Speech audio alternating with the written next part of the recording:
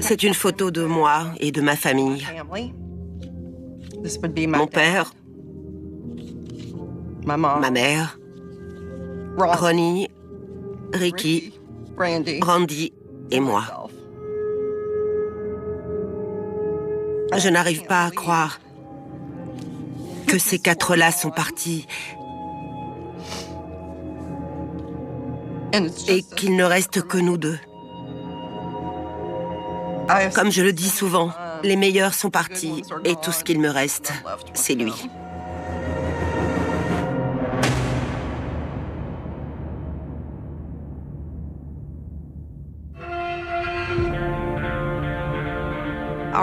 Je n'étais pas sûre de vouloir faire cette interview.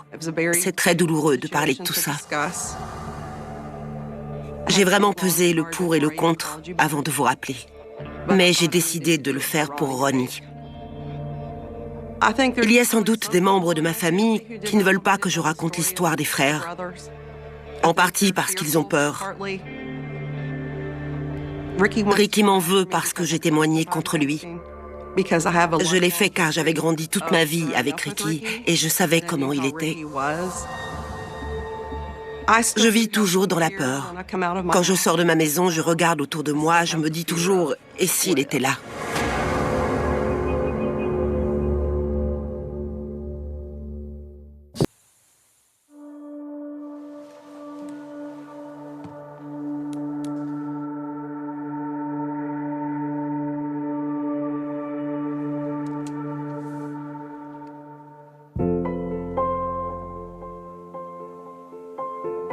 C'était toujours mon père qui filmait. C'est pour ça qu'on ne le voit presque jamais sur les vidéos.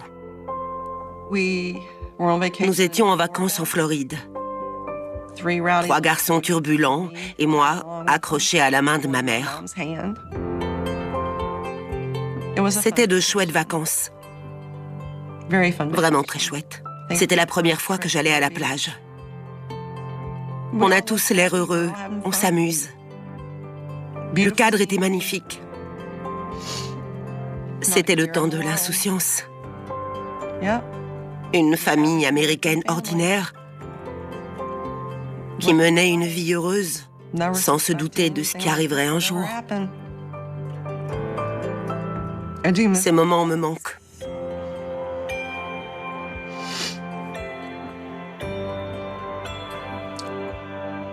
Il faut repenser au passé et aux bons souvenirs. Il n'y a pas que du malheur. Mais ça fait mal de savoir qu'ils sont tous partis, sauf lui.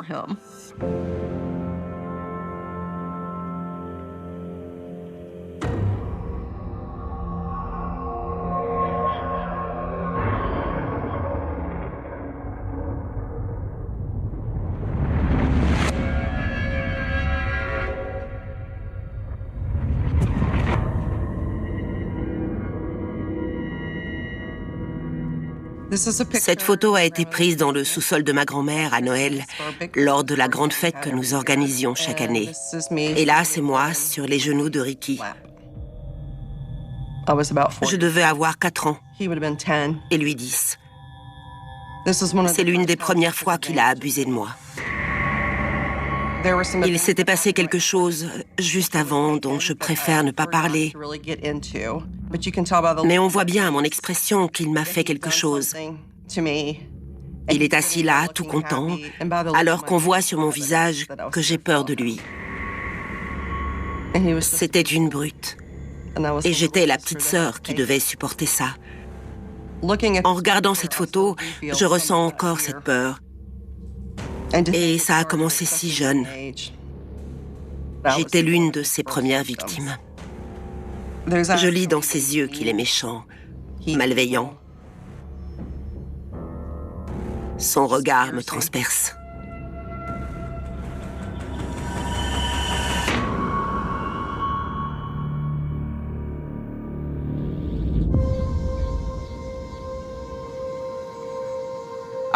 Un jour, quand j'avais environ 7 ans, je faisais la sieste sur le canapé.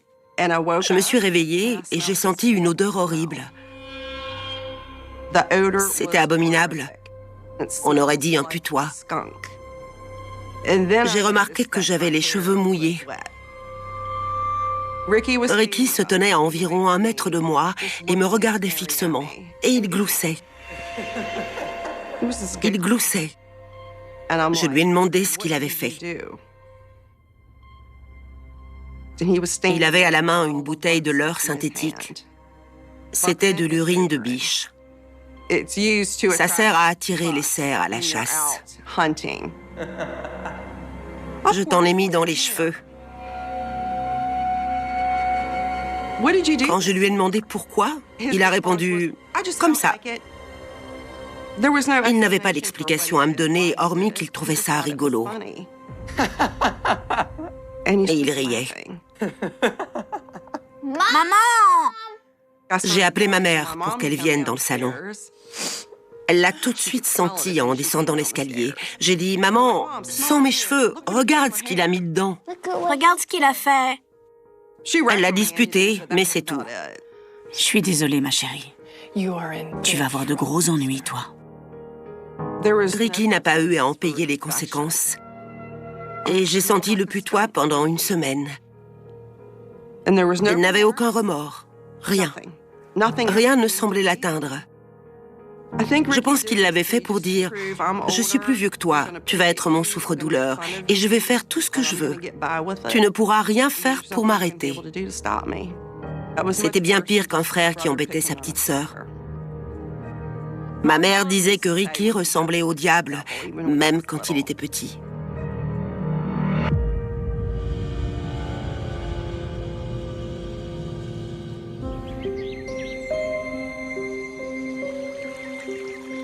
Quand j'avais 9 ou 10 ans, nous avions un voisin chez qui j'allais me baigner tous les jours pendant l'été.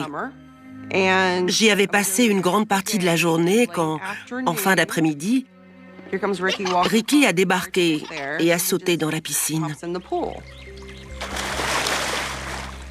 Il est resté dans la piscine quelques minutes à me regarder et soudain,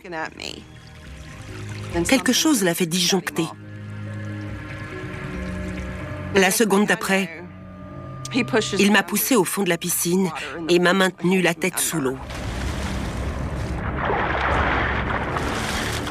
Je ne pouvais pas reprendre mon souffle ni respirer. Il m'appuyait sur la tête et ne me laissait pas remonter à la surface. J'ai cru que j'allais mourir.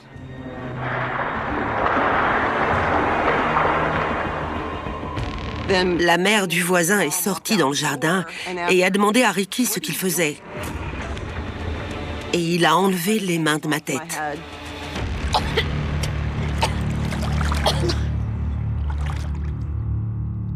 C'était un jeu pour savoir combien de temps elle pouvait retenir sa respiration. Je l'ai regardé et j'ai dit « Menteur. C'est faux. Rentre à la maison. » Et la voisine l'a forcé à rentrer. Si elle n'était pas intervenue, je ne serais peut-être plus là aujourd'hui. Je ne l'ai jamais raconté à mes parents. J'avais peur des représailles si je leur disais ce qu'il avait fait. Qu'ils veuillent se venger de moi. De toute façon, je n'en savais rien. Peut-être que la prochaine fois, je ne pourrai pas remonter à la surface. Ricky était de plus en plus sombre, plus sinistre. Il suffisait de le regarder pour le voir, le lire dans ses yeux. On pouvait lire la colère dans ses grands yeux noirs. Un frère qui fait ça à sa sœur est simplement cruel et diabolique.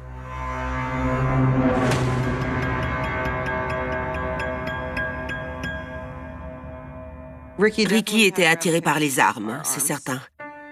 Je pense qu'elle lui donnait un sentiment de contrôle. Comme si rien ne pouvait l'arrêter. Comme s'il pouvait faire ce qu'il voulait. Venez! Un jour, Venez! j'étais assise dans le salon quand Ricky m'a demandé de venir voir. Je l'ai rejoint dans la buanderie et il était là, avec un fusil de chasse. Je lui ai dit, « Papa t'a interdit de faire ça, va faire ça dehors. » Ils avaient des règles et Ricky ne les respectait pas. Je lui ai demandé ce qu'il attendait de moi et il m'a dit de lui donner un chiffon. Je lui ai tendu un chiffon. Et le coup est parti. Mes oreilles ont sifflé. La balle a fait un trou dans le sol, à quelques centimètres de mon pied. Elle a ricoché, touché le plafond, et après, je ne sais pas, parce que je suis partie en courant. Il fallait que je sorte. Ricky a prétendu que c'était un accident. Il était stoïque, presque sans émotion. Pas de « je suis désolée, mon Dieu, qu'est-ce que j'ai fait ?» Rien, hormis « c'est pas bien grave ». Quand mon père est arrivé, il y a eu des cris, bien évidemment. « Je t'ai dit de ne pas faire ça dans la maison. Je te l'ai répété 100 fois. Tu dois vérifier qu'il n'est pas chargé. » Ça n'a eu aucun effet. Mes parents n'auraient pas dû le laisser toucher une arme après ça. Jamais.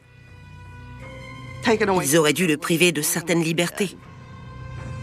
Je n'ai rien dit à mes parents, car une fois de plus, j'avais peur que Ricky veuille se venger. Enfant, j'aurais peut-être dû leur en parler davantage. Mais je ne sais pas s'ils auraient su quoi faire. J'ai grandi avec un frère en qui je n'avais pas confiance. Pour être honnête, je n'y avais pas repensé avant ces 3 dernières années. J'ai essayé d'enfouir tout ça le plus possible, mais j'ai dû revenir sur le passé et réfléchir aux signes, car il y en avait.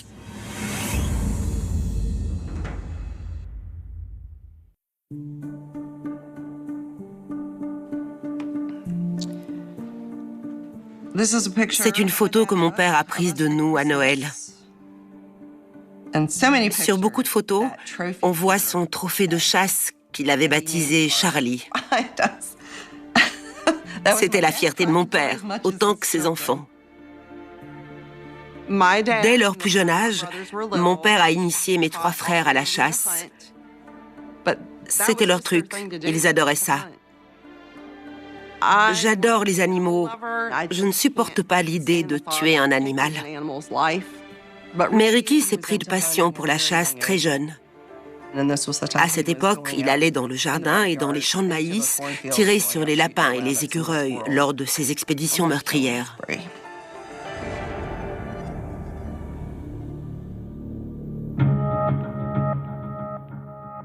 Un jour, je m'en souviens, il m'a appelé pour me montrer quelque chose. Je ne voulais pas savoir ce qu'il faisait là-dedans, mais il a insisté. « Viens voir, c'est un cours de biologie. » J'ai fini par céder. Il voulait me montrer les organes d'un lapin et l'écorcher sous mes yeux. C'est comme en biologie. Je lui ai dit que je ne voulais pas voir ça, vraiment pas. Mais il m'a ordonné de rester et de regarder. Alors je suis restée là à regarder et ça m'a donné envie de vomir. Il savait que j'adorais les chats et les lapins me faisaient penser aux chats. Ils étaient tout doux et pour moi c'était vraiment trop. C'était beaucoup trop.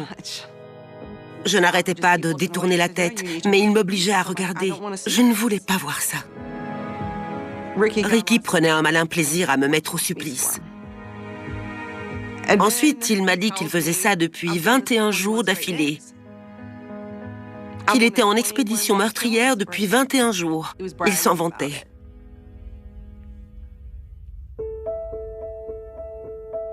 Je suis convaincue que sa folie meurtrière était un signe. Mais mes parents ne voulaient pas voir les choses sous cet angle, voir que c'était grave. C'était son hobby, la chasse. Et ils ne voulaient pas reconnaître que c'était pervers. Ils n'ont jamais voulu voir qu'il était pervers. Ils étaient ses parents, ils se voilaient la face. Ils savaient que Ricky était méchant. Et plein de haine, parfois. Mais ils refusaient de voir à quel point. Il était comme une bombe à retardement, et ça n'a fait qu'empirer. Ricky voulait être au centre de l'attention, négative ou positive, peu lui importait. Mes parents savaient. Ils savaient. Mon père l'a discipliné. C'était un homme sévère. Il avait grandi dans l'église ménonite. Mais je pense qu'à l'époque, on ne parlait pas de ce genre de choses. On ne faisait rien, on ne cherchait pas d'aide, on ne faisait pas de thérapie pour résoudre les problèmes de comportement. On disait, il est comme il est. Ma mère se sentait coupable.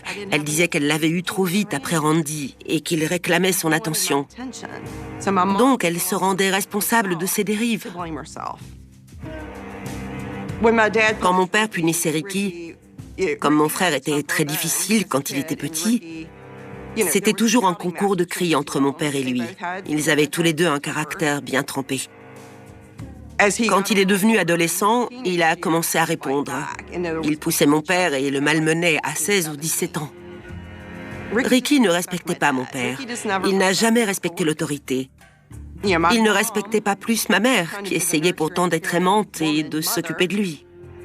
Elle lui a passé beaucoup de choses qu'il a faites. Mon père a fait de son mieux, mais il n'a pas non plus fait ce qu'il fallait.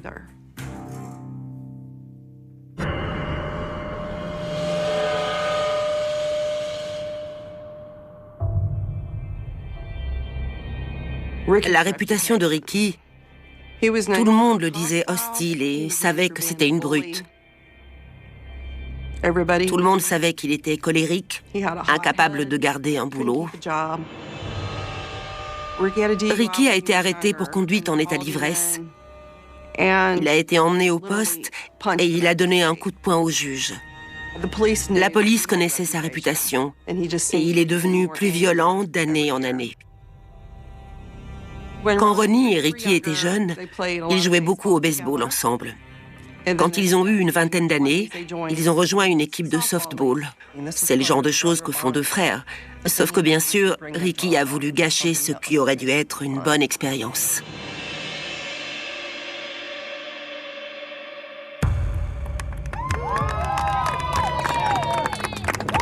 Un soir, ils avaient un match.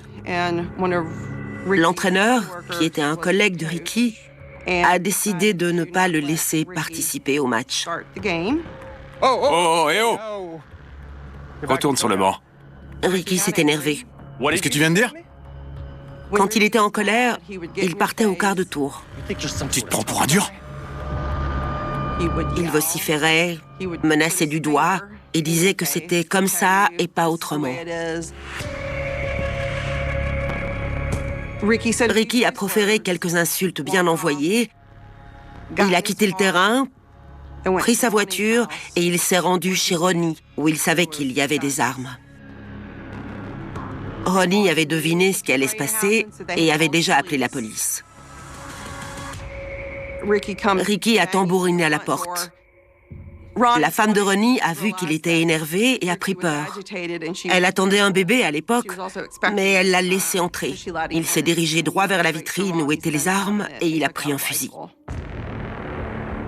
Il est revenu sur le terrain avec le fusil. Pour Ricky, l'entraîneur devait payer pour l'avoir laissé sur la touche. Ronnie s'est interposé et a dit « Je sais que tu es furieux », pour essayer de le calmer. « Tu vas avoir ta chance, mais tu ne peux pas venir ici avec une arme. » Ronnie a tenté de calmer le jeu et la police est arrivée. Ronnie a pris le fusil et il a dit à Ricky de rentrer chez lui se reposer. Il a expliqué aux policiers que ce n'était pas grave, qu'ils pouvaient le laisser partir.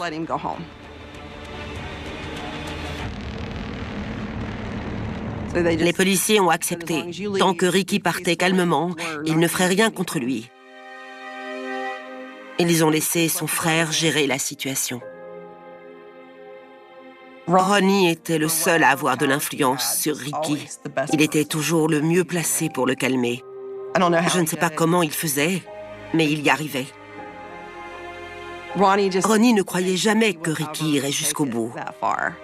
Il disait qu'il avait seulement besoin d'être apaisé, raisonné, calmé. C'était le rôle de Ronnie. Ronnie n'avait pas d'ennemis, à l'exception d'une seule personne. Tout le monde aimait Ronnie. hormis Ricky.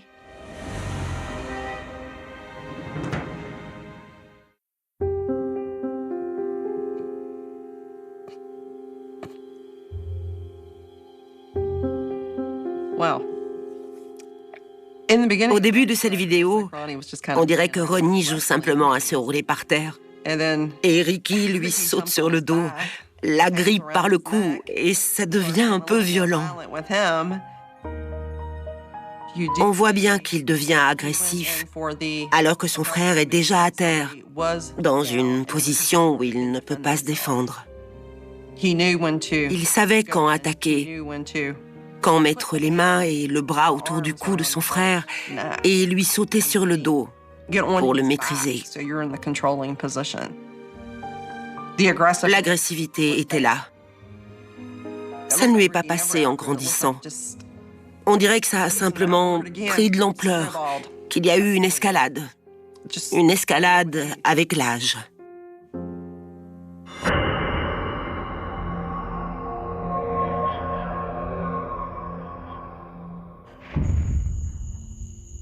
Le fait que Ricky s'occupe de quelqu'un d'autre était vraiment surprenant.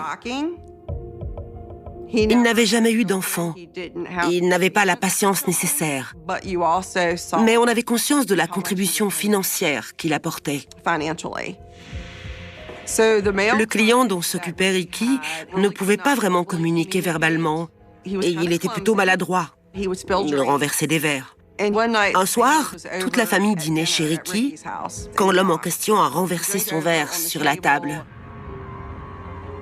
Quand il a vu ça, Ricky s'est mis en rogne et lui a crié dessus. « Comment tu oses? Comment tu oses faire un truc aussi bête? » T'es débile ou quoi? Cet homme, qui était handicapé mental, est resté là sans rien dire. Il a baissé la tête et s'est senti coupable. C'est là que j'ai vu qu'il avait un bleu au-dessus de l'œil et au niveau des poignets. Ma mère a demandé à Ricky ce qui s'était passé. Il a répondu qu'il était tombé et qu'il s'était cogné la tête sur la table basse. Quand j'ai vu les bleus autour des poignets, j'ai tout de suite eu des soupçons. J'ai pensé que Ricky l'avait attrapé par les poignets. Je n'avais pas de preuves. Je ne pouvais que supposer qu'il ne traitait pas son client comme il le méritait. Le plus douloureux pour moi, c'est que je le considérais comme un membre de la famille. Et je voyais tout l'argent que Ricky se faisait sur son dos. Je me suis dit qu'il allait continuer à le faire si l'agence n'était pas avertie. Quand ils étaient tous les deux, sans personne pour les voir, ça devait être bien pire.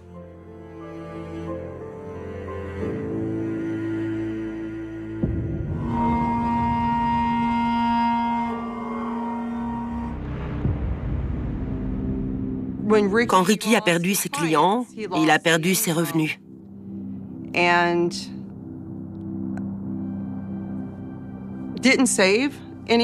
n'avait pas économisé d'argent, ce qui l'a amené à être menacé de saisie.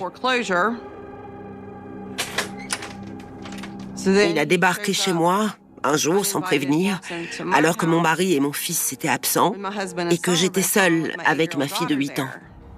Ricky ? J'ai ma dose. Ils vont tous mourir. Il était menaçant. Je vais les tuer. Elles vont payer pour ça, pour ce qu'elles ont fait. Je vais les punir pour ça. Elles ne savent pas à qui elles ont affaire. Il était de plus en plus furieux à chaque minute. Et je n'étais vraiment pas du genre à rester assise sans rien dire. Alors je lui ai demandé de partir, de sortir de chez moi. Il s'est approché de moi, m'a pointé du doigt et m'a crié dessus. J'ai un paquet de gens sur ma liste. Et ces 2 garces, ce sont les premières. Ces garces vont mourir. Tu vois les tueries de masse à la télé? Je ferai pareil un jour. Elles ne le savent pas encore, mais elles sont déjà mortes. Je vais les tuer, je les surveille. J'en surveille d'autres, mais ce seront les premières.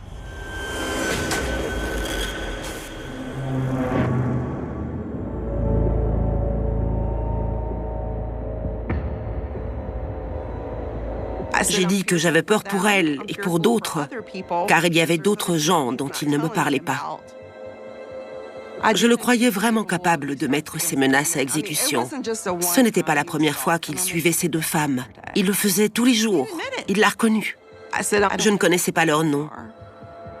Je ne savais pas quoi faire. Il fallait l'enfermer. Le policier a dit qu'il ne pouvait pas. Menaces verbales, ce ne sont que des menaces verbales. On ne peut rien faire. Les menaces verbales sont à prendre au sérieux. Car il l'a fait. À partir de ce moment-là, ça a été l'escalade.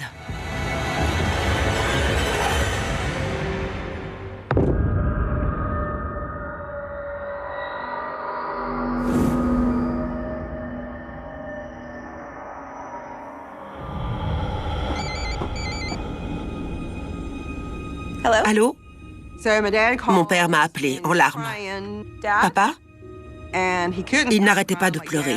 Je lui ai dit de se calmer et de m'expliquer pourquoi il pleurait, pourquoi il était bouleversé. Est-ce que maman allait bien? Il m'a répondu, Ricky est venu ici et il m'a frappé. Il m'a battu. Je dois avoir une commotion car j'ai mal à la tête et je ne me souviens pas de tout. Je crois que j'ai perdu connaissance. Et il a ajouté, je ne veux pas qu'il ait des ennuis. Je lui ai répondu, tu sais quoi?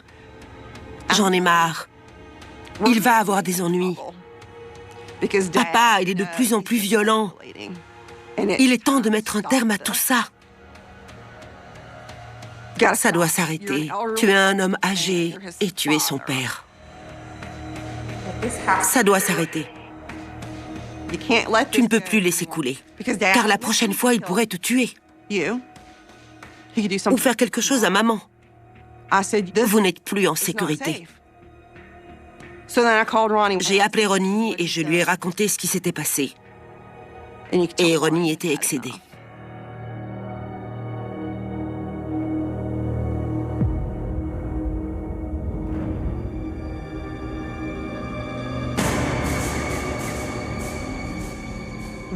J'ai attendu environ 3 ou 4 jours et j'ai rappelé la police locale.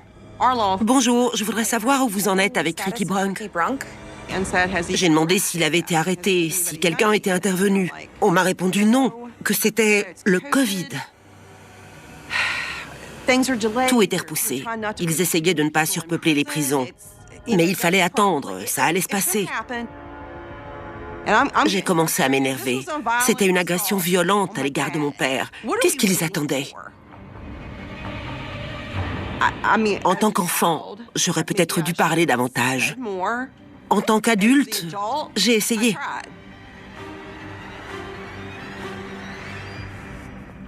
Mais personne ne m'a prise au sérieux.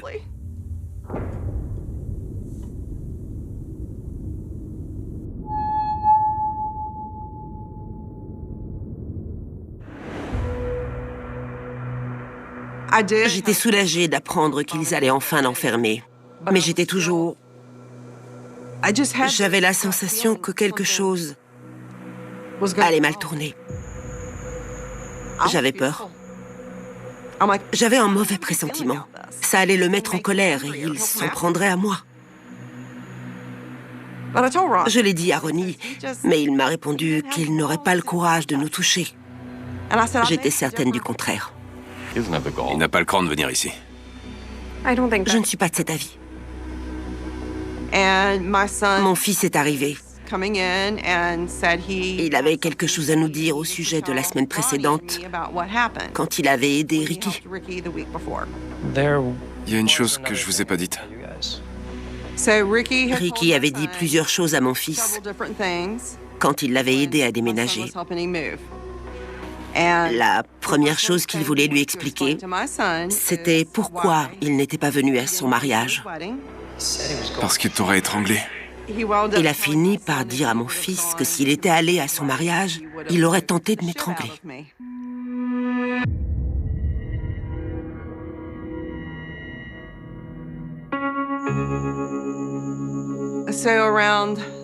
Vers 19h15, le 15 juin, mon téléphone a sonné. Je ne connaissais pas le numéro, mais j'ai quand même décidé de décrocher.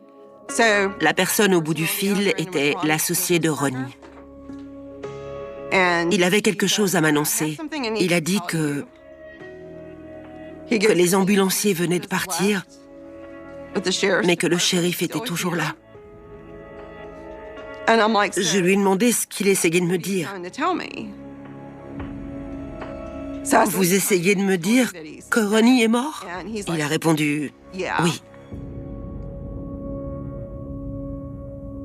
Je ne pouvais pas imaginer ce qui s'était passé et que je ne reverrais plus Ronnie. J'étais totalement effondrée. Ensuite, la femme de Ronnie m'a appelée et il a fallu que je réponde. Ses premiers mots ont été « On lui a tiré dessus. » On lui avait tiré dessus. Tout de suite, j'ai dit « Oh non, je dois y aller. Je dois raccrocher. » C'est là que j'ai appelé la police et que j'ai dit que je savais qui avait fait ça. Mon autre frère, Ricky. J'ai ajouté, je peux vous assurer que si vous allez chez lui, vous trouverez beaucoup d'armes à feu et qu'il ne se laissera pas arrêter sans résistance. Vous devez vous préparer.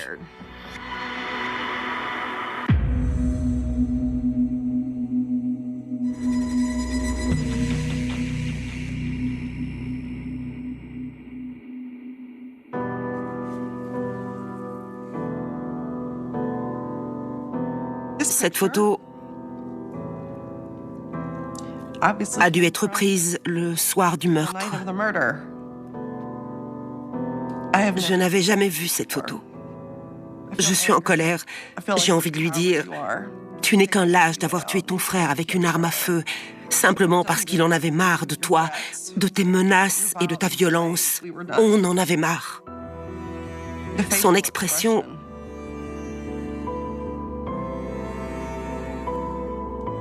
Quel genre d'homme peut tuer son frère? Avoir tout le temps d'y repenser et ne pas pleurer, ni s'en vouloir ou regretter. Mais rien, aucune émotion. Simplement, c'est comme ça.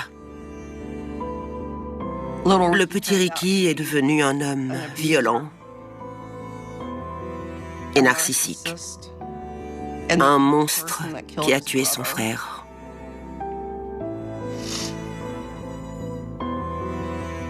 Et qui a fait des derniers mois de ses parents un véritable enfer à cause de ce qu'il a fait à Ronnie.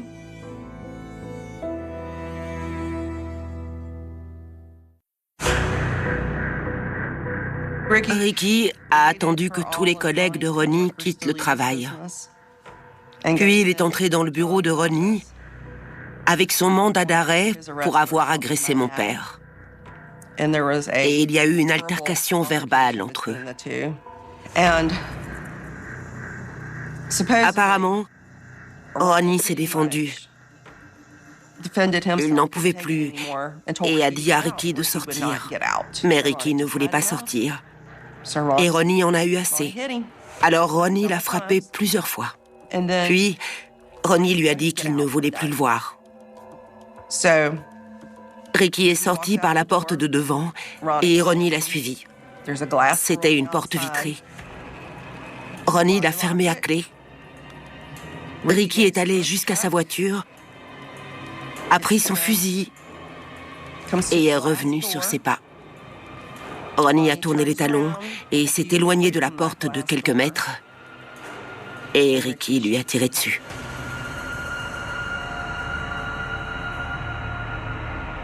Puis il est reparti, comme si rien ne s'était passé.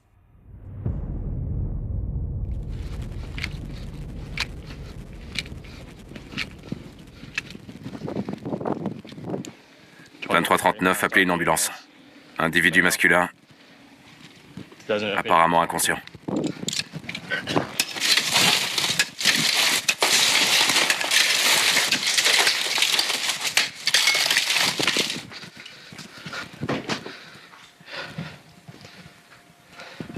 Monsieur 2339, il ne respire plus.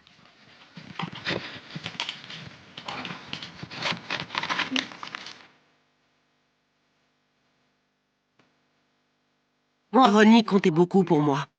C'était une immense perte. Je me suis demandé comment j'allais l'annoncer à mes parents.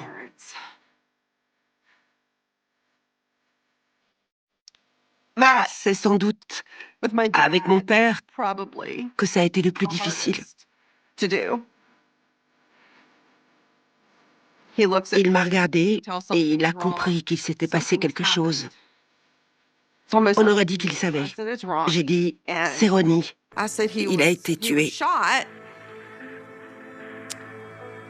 Il a dit, par Ricky. Il savait. Et j'ai dit oui, par Ricky. Et il a éclaté en sanglots.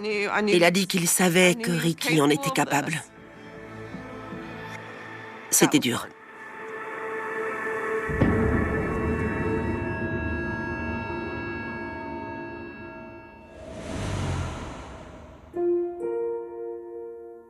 C'est ma déposition de témoin au procès de Ricky pour le meurtre de Ronnie. Je n'arrivais plus à dormir. Je faisais des cauchemars. J'avais peur qu'il s'en prenne à moi. Et je me demandais sans cesse pourquoi.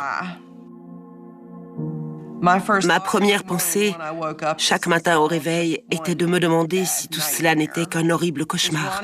Ronnie était-il vraiment mort, tué par notre propre frère? Mon soutien, mon confident, tué par notre propre frère? Je me repasse en boucle ce qui s'est passé.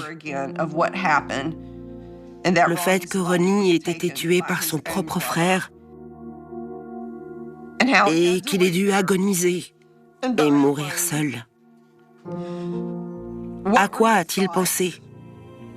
Qu'a-t-il bien pu ressentir? Il a dû se demander comment son frère avait pu tirer. Je pourrais écrire 100 pages que ça ne suffirait pas. Mais je dois me souvenir de la raison qui m'a décidé à vous parler. Cette violence, il faut y prêter attention. Si quelqu'un dans votre famille agit de la sorte, vous devez le repousser. Vous devez parler et dire quelque chose.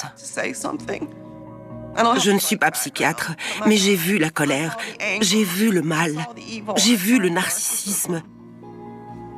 J'ai vu comment tout le monde avait toujours tort et lui raison. J'ai vu la violence grandir, l'escalade et l'aggravation. Les forces de l'ordre doivent nous entendre. Elles doivent nous écouter pour que personne n'ait plus jamais à mourir entre les mains d'un monstre.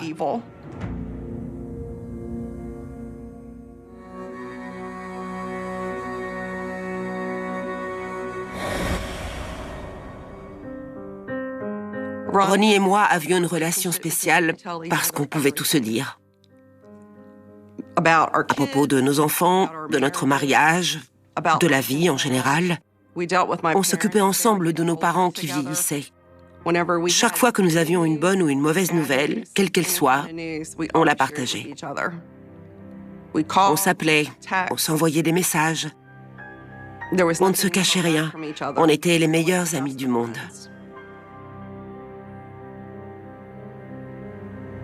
Le meurtre de Ronnie m'a tellement affectée que je fais de l'hypertension depuis. Mon médecin m'a diagnostiqué un syndrome de stress post-traumatique. Je manque de sommeil. Je pense avoir souffert de dépression et d'anxiété en essayant de continuer à vivre sans mon frère aîné qui m'avait toujours soutenu tout au long de ma vie. Trouver la motivation pour aller travailler, m'occuper de mes enfants et être à nouveau heureuse a été difficile. Mes amis m'ont aidé à surmonter cette épreuve. Mes enfants m'ont aidé. Les enfants de Ronnie m'ont aidé. C'est un combat, mais ça devient plus facile avec le temps. Je sais qu'il voudrait que je continue, que je profite de la vie et que je retrouve le sens de l'humour que lui et moi avions. Je dois le faire pour Ronnie. Faites-vous aider. Tournez-vous vers vos amis si vous avez vécu des circonstances similaires aux miennes.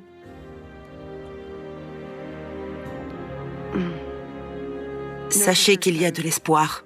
Avec le temps, vous guérirez. Tendez la main au reste de votre famille. C'est très important.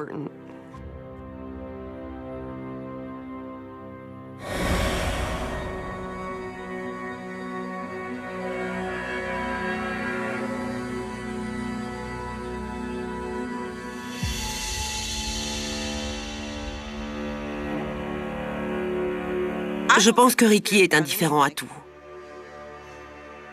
Je pense qu'au fond de lui, il sait qu'il ne sortira jamais, alors il fait tout pour pourrir la vie des autres. Il fait ça par rancune. C'est son dernier moyen de contrôle.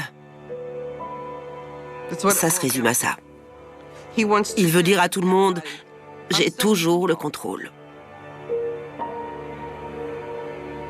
Je ne suis plus la petite fille timide aux cheveux blonds qui ne lui tenait pas tête.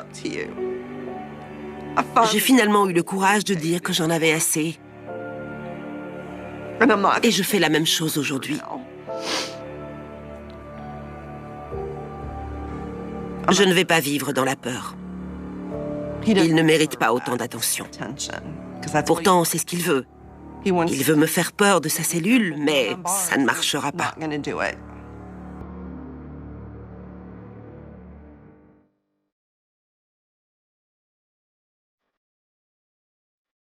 C'est très dur d'accepter que Ronnie n'est plus là.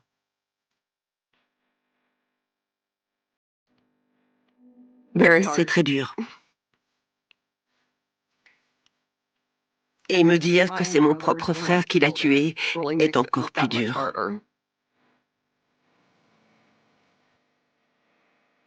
Il me soutenait dans tout ce que je faisais. Et il y a des jours où je me sens vraiment perdue sans lui. Je ne l'oublierai jamais. Un jour, je le reverrai. Je le sais. Mais savoir qu'il n'est plus là, ça me brise le cœur. Et penser qu'il est mort seul, et dans ces circonstances, est ce qui me fait le plus de mal. Le monde doit savoir à quel point Ronnie était une personne merveilleuse. Je dois faire ça pour lui. Je dois parler pour Ronnie. Parce que je veux que le monde sache qu'il était le meilleur des frères.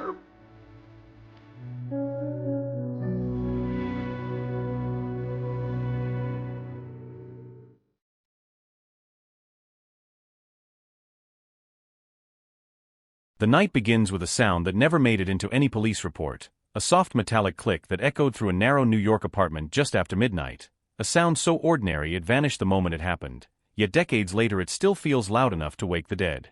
In 1975, New York City did not sleep. It thrashed and breathed and burned through the dark, sirens stitching together neighborhoods that barely spoke to one another, headlines screaming about crime waves and fear, about a city losing control of itself. In the middle of all that noise, on a quiet residential block where the streetlights flickered like tired eyes, one woman's life ended without witnesses, without answers, and without mercy. Her name was Elaine Porter. She was 32 years old, a copy editor for a small publishing house in Midtown, known among her friends for her precision, her neat handwriting, the way she corrected grammar even in casual notes. She lived alone in a modest apartment, the kind of place that felt temporary even after years, beige walls, a narrow kitchen, windows that rattled whenever the subway passed underground. Elaine believed in routines. She walked the same routes, bought groceries from the same corner store, spoke to the same neighbors with the same polite half-smile. In a city defined by chaos, she tried to build predictability, and for a while, it worked. On the morning of March 18, 1975, Elaine did not show up for work. At first, no one panicked. People ran late. Subways stalled. Phones went unanswered. By noon, concern replaced indifference. By evening, the worry hardened into something colder. A coworker used the spare key Elaine had once reluctantly handed over just in case, pushed open the apartment door, and stepped into a silence that felt wrong. The lights were off. The air was stale. And on the living room floor, Elaine Porter lay motionless, her life already slipping into the past tense. The police arrived quickly, but quickly was never enough. The apartment told a confusing story. There were no signs of forced entry. Nos chasseurs de glace. No overturned furniture. The scene was quiet, almost respectful, as if whatever had happened there had been careful, deliberate. Elaine's body bore evidence of violence, blunt force trauma that suggested rage or desperation, but the room around her refused to cooperate with any simple narrative. This was not a robbery. Her purse sat untouched. Jewelry remained where she had left it. The killer had not come for things. The killer had come for her. In 1975, forensic science was a blunt instrument. Detectives photographed the scene, dusted for fingerprints with black powder, lifted what they could onto adhesive cards, and logged them into a system already overwhelmed by volume and limitation. Hundreds of prints were collected that year across the city, most of them smudged, partial, or useless. Elaine's apartment yielded several, some clearly hers, others belonging to friends and service workers who had legitimate reasons to be there. One partial print, lifted from the edge of the kitchen counter, was different. It did not match Elaine. It did not match anyone in the apartment building records. It was logged, tagged, and quietly buried beneath thousands of others. The investigation moved fast at first, driven by urgency and the pressure to show progress. Detectives questioned neighbors who heard nothing, saw nothing, noticed nothing unusual. They tracked down Elaine's friends, her ex-boyfriend, her colleagues. Everyone had an alibi, or at least one that couldn't be broken. Elaine was described as kind, reserved, not the type to invite danger into her home. She didn't frequent bars. She didn't bring strangers back to her apartment. The absence of a clear suspect was unsettling. It suggested either a master of restraint or a crime of opportunity, so random it bordered on meaningless. The city, however, had little patience for mysteries without spectacle. Another murder slid into the newspapers, given a few paragraphs between larger, louder stories. Woman found dead in East Side apartment. One headline read, stripped of context, drained of humanity. As weeks passed without an arrest, attention drifted. Detectives were reassigned. Leads dried up. The case file grew thicker, then colder. Elaine Porter became a statistic, another name in a ledger of unresolved violence that defined New York in the 70s. Years passed. The city changed. Crime rates rose and fell. Mayors came and went. Elaine's mother aged in a quiet house upstate, her daughter's bedroom left untouched, dust gathering on trophies from a life that would never continue. Every few years, she would call the police, asking if there was anything new. The answer was always the same, delivered gently, apologetically, as if tone alone could soften the truth. No, ma'am. Nothing yet. Inside the police department, Elaine's file was moved from shelf to shelf, from office to storage, its paper yellowing, photographs fading. Detectives who had worked the case retired, died, or forgot details they once knew by heart. The partial fingerprint remained inside, a silent witness that no one could hear. It existed in a world without databases, without digital comparison, without the ability to speak beyond the limits of ink and paper. By the late 80s, the case was officially classified as a cold case, a term that sounds clinical but carries a particular kind of grief. Cold cases are where hope goes to hibernate. They are not dead, but they are not alive either. They wait in the dark, dependent on chance, on technology, on someone caring enough to look again. Elaine's case waited longer than most. The first real shift came not with fanfare, but with policy. In the late 90s, New York began digitizing old records, converting fingerprints into searchable data, feeding decades of analog evidence into machines designed to recognize patterns no human ever could. It was slow, expensive work, often criticized as symbolic rather than practical. But symbols matter. And sometimes, so does patience. Elaine's fingerprint card was scanned like thousands of others, its partial ridges translated into numbers and probabilities. For years, nothing happened. The system churned quietly, comparing, discarding, matching, and rejecting with mechanical indifference. Detectives rotated in and out of the cold case unit, occasionally glancing at Elaine's file, occasionally wondering what it would take to wake it up. The answer, it turned out, was time itself. In the early 2000s, a man was arrested on a minor charge, processed routinely, his fingerprints taken and uploaded without ceremony. He paid a fine, served a short sentence, and returned to his life. No one noticed the connection then. No alarm sounded. The system simply stored his data, waiting. Decades after Elaine's death, long after the city had stopped asking who killed her, an algorithm flagged something unusual. A partial match. Not perfect, not definitive, but close enough to demand human attention. The print from a kitchen counter in 1975 shared enough characteristics with a modern record to raise a question that had not been asked in years. Could this be something? Could this be real? When the alert reached the cold case unit, it landed on the desk of a detective who had learned to distrust miracles. He had seen too many false starts, too many breakthroughs that dissolved under scrutiny. Still, he opened the file. He studied the print. He read Elaine Porter's name, a name he had never heard before, and felt the faint pull of a story unfinished. The past, it seemed, was knocking, quiet but insistent. Before any announcements, before any arrests, the detective walked to the evidence room, requested the original fingerprint card, and held it in his hands. The paper was fragile, the ink faded, but the ridges were still there, stubborn as ever. This print had survived budget cuts, reorganizations, floods, and forgetfulness. It had outlasted the people who collected it. It had waited. Outside, New York roared on, unaware that a ghost from 1975 had just cleared its throat, ready to speak at last. The fingerprints sat under fluorescent light like a challenge, a pale relic of a night no one wanted to remember, and yet it was impossible to look away. The detective ran his thumb along the edge of the evidence card, feeling the brittle resistance of paper that had survived fires, floods, and the steady erosion of institutional memory. In the 70s, this print had been a dead end, an orphan without a name. Now it breathed again, not loudly, not confidently, but enough to disturb the still air of the cold case office. Enough to demand attention. The system had produced a candidate, a man whose name had never once appeared in Elaine Porter's file. His record was unremarkable in the way many dangerous lives are unremarkable: petty arrests, bar fights, a dismissed charge for breaking and entering, nothing that would have placed him on a homicide detective's radar in 1975. He lived 3 subway stops away from Elaine's apartment at the time, a coincidence that meant everything and nothing in a city like New York. Back then, he had been invisible. Now, he had a shape. The detective didn't rush. Cold case punichaste.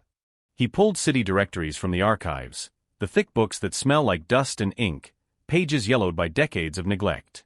He traced addresses with a fingertip, matching years to locations, mapping lives that once overlapped unknowingly. The man's name appeared in the 1975 directory, listed as a tenant in a building less than a mile from Elaine's. Close enough to walk. Close enough to know the rhythms of the block, the flicker of streetlights, the sound of footsteps at night. He requested employment records next, the kind that often vanish with time.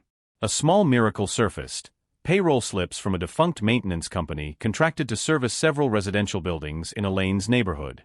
The man had worked there briefly in early 1975, performing repairs, changing locks, fixing leaks. He would have carried keys. He would have known which doors stuck, which windows rattled, which tenants lived alone. The absence of forced entry in Elaine's apartment began to feel less mysterious, more deliberate. Still, suspicion is not proof, and the detective knew better than to let coincidence harden into certainty. He needed to hear voices from the past, even if those voices were tired, reluctant, or distorted by time. He tracked down former neighbors, people now scattered across the country, some retired to warmer climates, others still clinging to the city out of habit rather than love. Phone calls were met with surprise, confusion, and occasionally anger.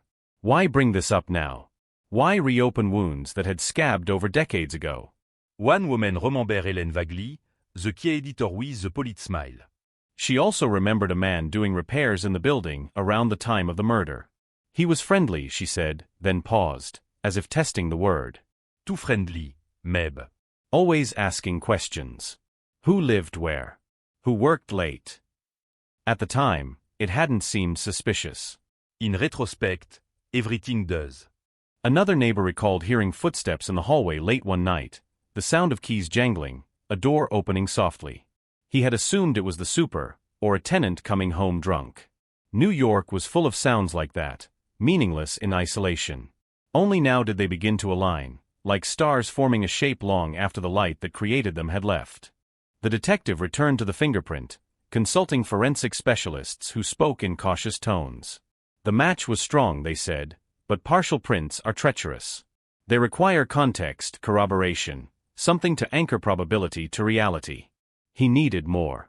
He needed to place the man inside Elaine's apartment, not just in the neighborhood, not just in the building. He needed to understand motive, opportunity, the invisible thread that connects two lives before it snaps. He dug into Elaine's world next, searching for intersections that might have gone unnoticed. Her journals, preserved by her family, revealed little beyond daily routines and quiet frustrations. She wrote about deadlines, subway delays, the cost of groceries. No mention of threats. Nos confessions of fear. But one entry, dated a week before her death, stood out in its mundanity. Maintenance again today, she had written. Same guy. Fixed the sink. Asked too many questions. Probably harmless. The word sat there, unassuming, devastating. The detective closed the journal slowly. In that moment, the distance between 1975 and the present collapsed. Elaine's voice reached across time, unfiltered, unguarded, and accused no one directly, yet implicated everything. The same guy. Asked too many questions. Probably harmless. Probability, it seemed, had finally shifted. Still, the law demands more than narrative coherence. It demands evidence that survives scrutiny, evidence that can stand in a courtroom decades after the fact. The detective sought out the man, now in his 70s, living quietly in a borough that had changed names and faces around him. Surveillance revealed nothing dramatic. He walked his dog. He bought groceries. He waved to neighbors who knew nothing of his past. On the surface, he was invisible again, folded neatly into the city's background noise. An interview was arranged, careful, non-confrontational. The man seemed surprised by the visit, then amused. He denied knowing Elaine Porter, denied ever entering her apartment outside of official work. His memory of the 70s was vague, conveniently so. When asked about the maintenance company, he shrugged. Long time ago, he said. I worked a lot of places. His hands trembled slightly as he spoke, age or something else, impossible to tell. The detective watched closely, noting pauses, deflections, the way the man avoided specifics. None of it was illegal. None of it was enough. When the fingerprint was mentioned, the room shifted. The man's eyes narrowed, not in fear, but in calculation. He asked how something so old could matter now. He asked if mistakes happened. He asked if the city really wanted to chase ghosts instead of dealing with real crime. The questions came fast, defensive, rehearsed. After the interview, the detective sat alone, replaying the conversation in his mind. He had expected anger, denial, maybe even confession. What he got instead was something colder, confidence born of time. The man had lived for decades without consequence. He had learned the rhythm of forgetting. He believed, perhaps rightly, that history was on his side. But history has a way of circling back, and the detective was not done. He sought physical evidence next, a near impossible task so many years later. Elaine's apartment building had been renovated, repainted, reimagined. Nothing remained of the original fixtures. But one thing had survived, a storage unit in the basement, sealed and forgotten, containing old maintenance logs and discarded hardware. Among them, a set of keys labeled only by apartment numbers, relics of a system long replaced. Forensic testing on the keys yielded nothing definitive, but the logs placed the man in Elaine's building on the day of her death, assigned to routine maintenance. Routine. The word echoed uncomfortably. Routine is how monsters id. Routine is how violence slips through unnoticed. The detective compiled everything into a new file, thicker than the old one, layered with modern analysis and ancient testimony. He knew what came next would be slow, bureaucratic, uncertain. Prosecutors would hesitate. Defense attorneys would attack memory, methodology, motive. They would say the city was desperate for closure, that technology had overreached, that coincidence had been mistaken for guilt. As the file moved upward through the system, Elaine's mother passed away, never knowing how close the truth had come to the surface. Her death added a weight to the investigation, a sense of borrowed time. Justice delayed had become justice denied, and yet the detective pressed on, driven by something beyond duty. He felt watched by the past, judged by it. Late one night, alone in his office, he reopened Elaine's journal and read the line again. Same guy. Asked too many questions. Probably harmless. The words no longer felt naive. They felt tragic. They felt like the quietest warning imaginable, one that had gone unheard for decades.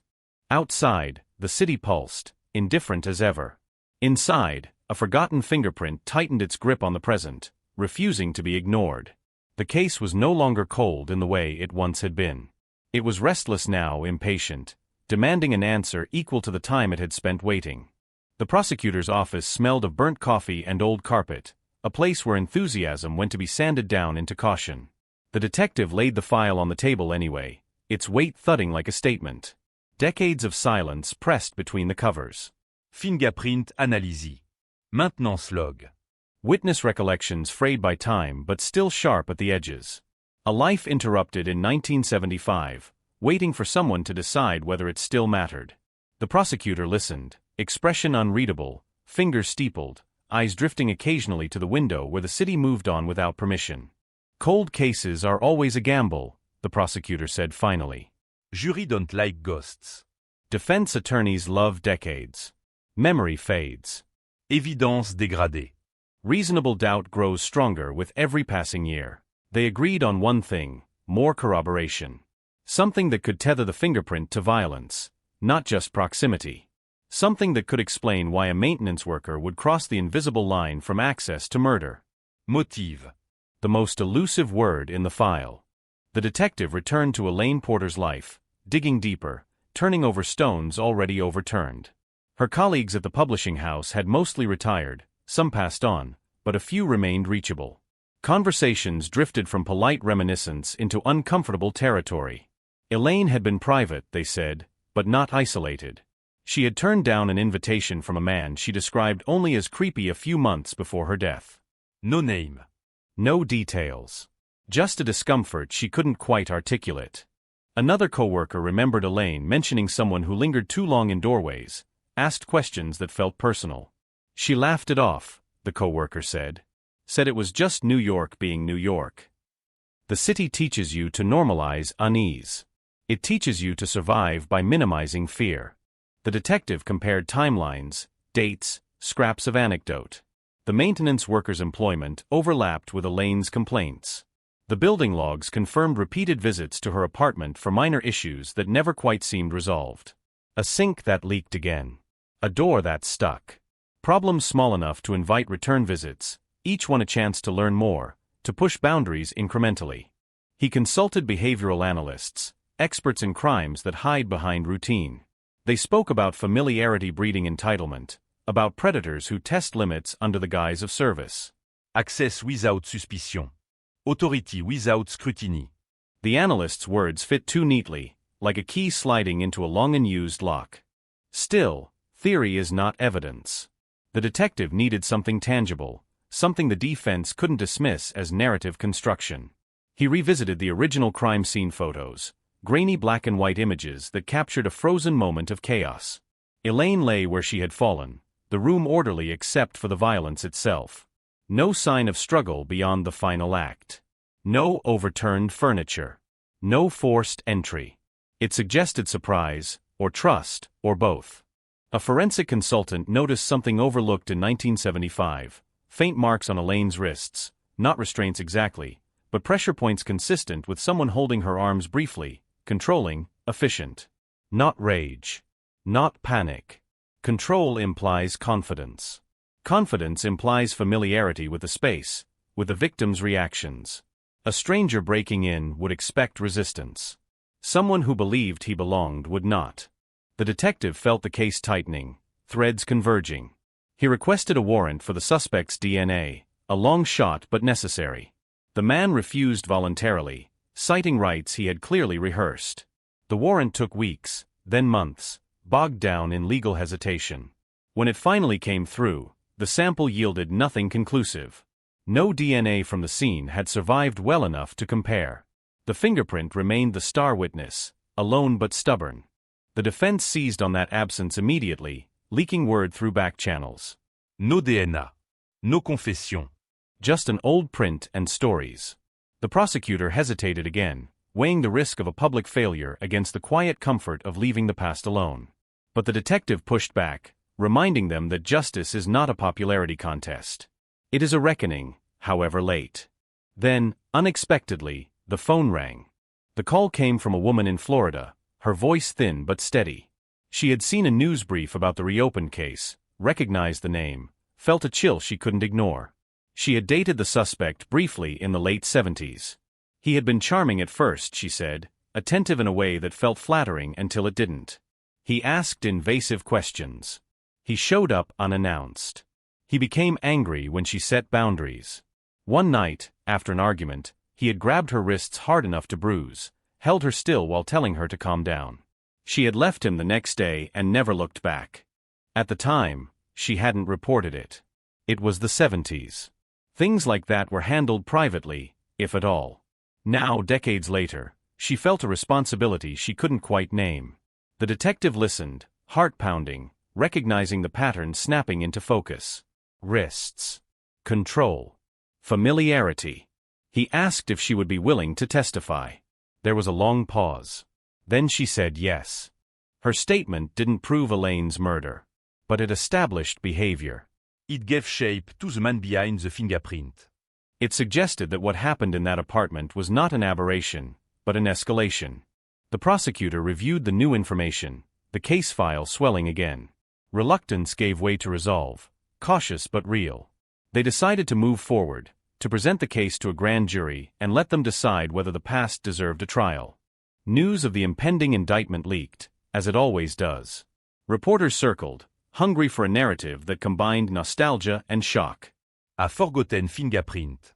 A trusted maintenance worker. A city confronting its own neglect. The suspect's neighbors reacted with disbelief. He was quiet, they said. Polite. He walked his dog every morning.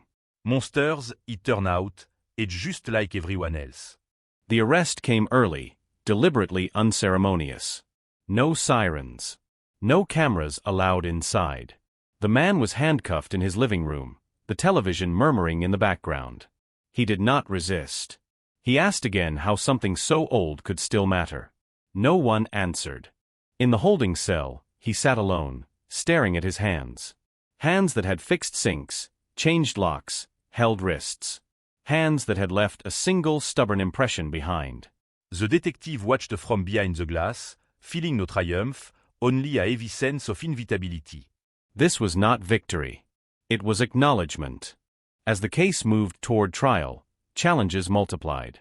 Motions to suppress the fingerprint. Arguments about chain of custody. Attacks on witness credibility. The defense painted the investigation as a product of modern obsession, a city desperate to rewrite its past. The prosecutor countered with science, with pattern, with the quiet consistency of facts that refused to disappear. Elaine's surviving relatives were notified, invited to attend proceedings if they wished. Some declined, unable to reopen the wound. Others came, sitting stiffly in the gallery, faces carved by time and unresolved grief. For them, the trial was not about punishment. It was about recognition.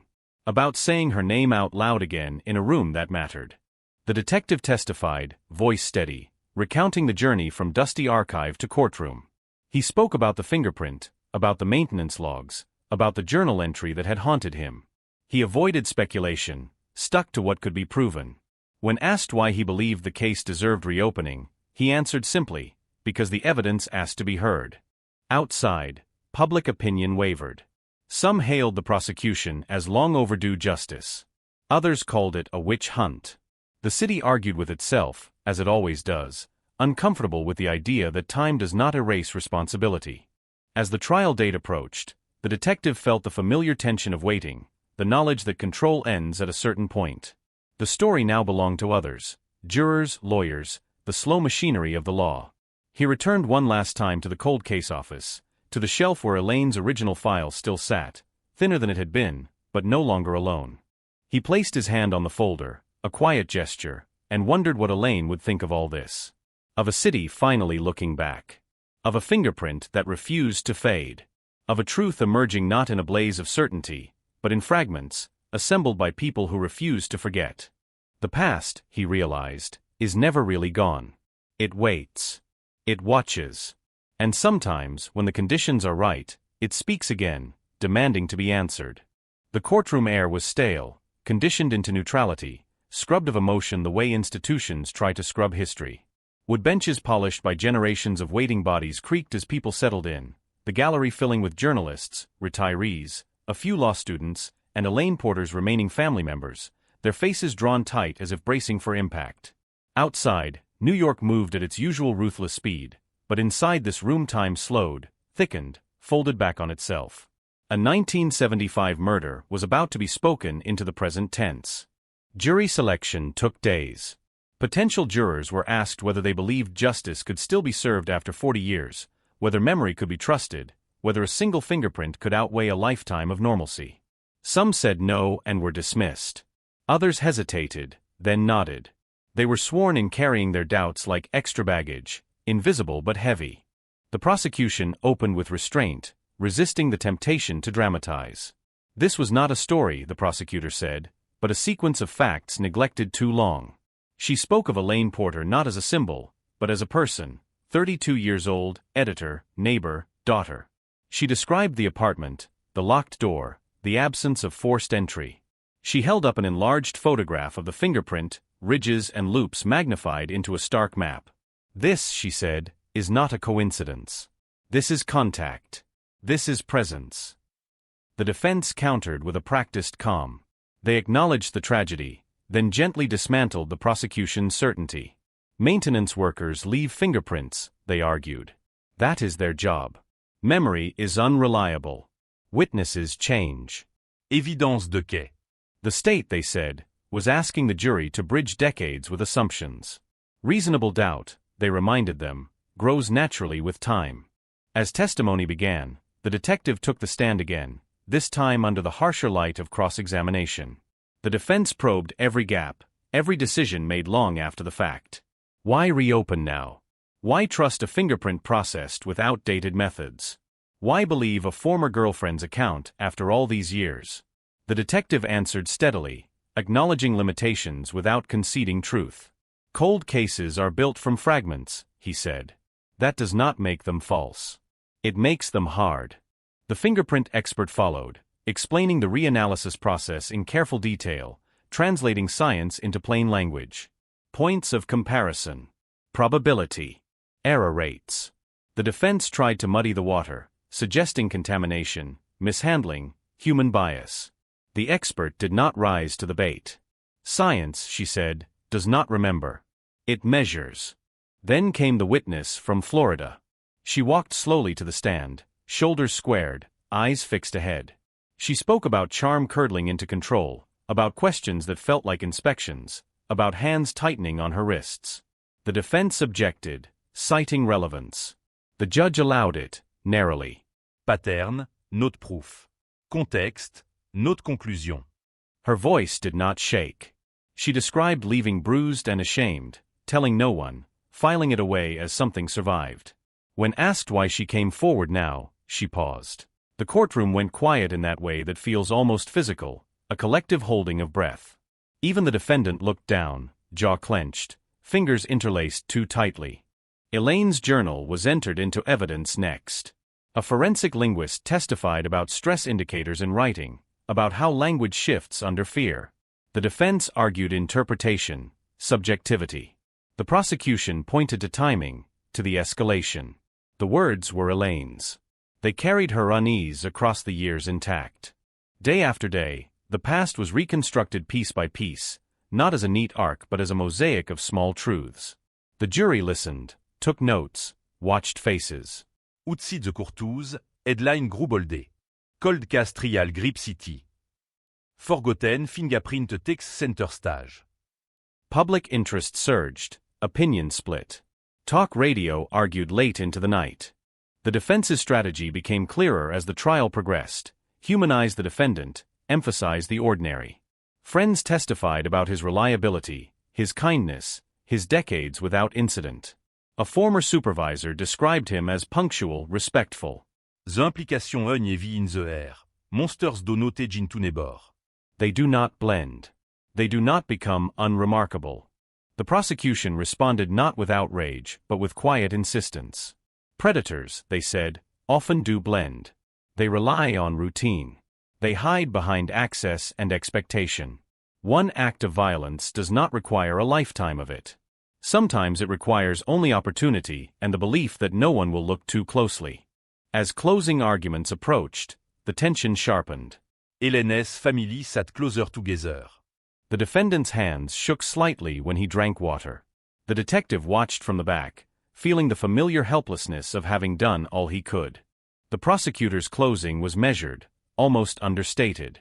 She spoke of responsibility, of listening to evidence without nostalgia or fear. She reminded the jury that time passing does not absolve action. She returned, finally, to the fingerprint. This print, she said, was left behind when the truth had no voice. Today it speaks. The defense closed with a warning. Do not convict a man on memories and maybes, they urged. Do not let the desire for closure override the standard of proof. They painted the case as a cautionary tale about hindsight and regret.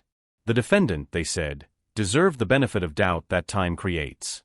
The jury deliberated for 2 days.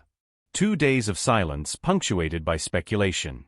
2 days where the city waited, uneasy, uncertain what it wanted the answer to be. Reporters camped outside, microphones poised.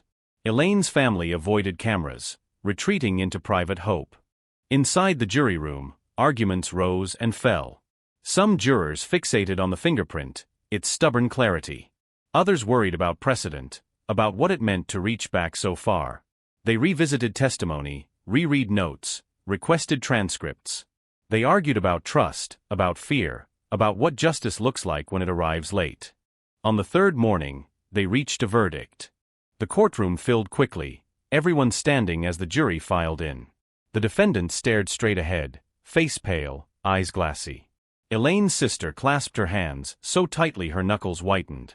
The detective felt his pulse in his ears. The foreperson stood.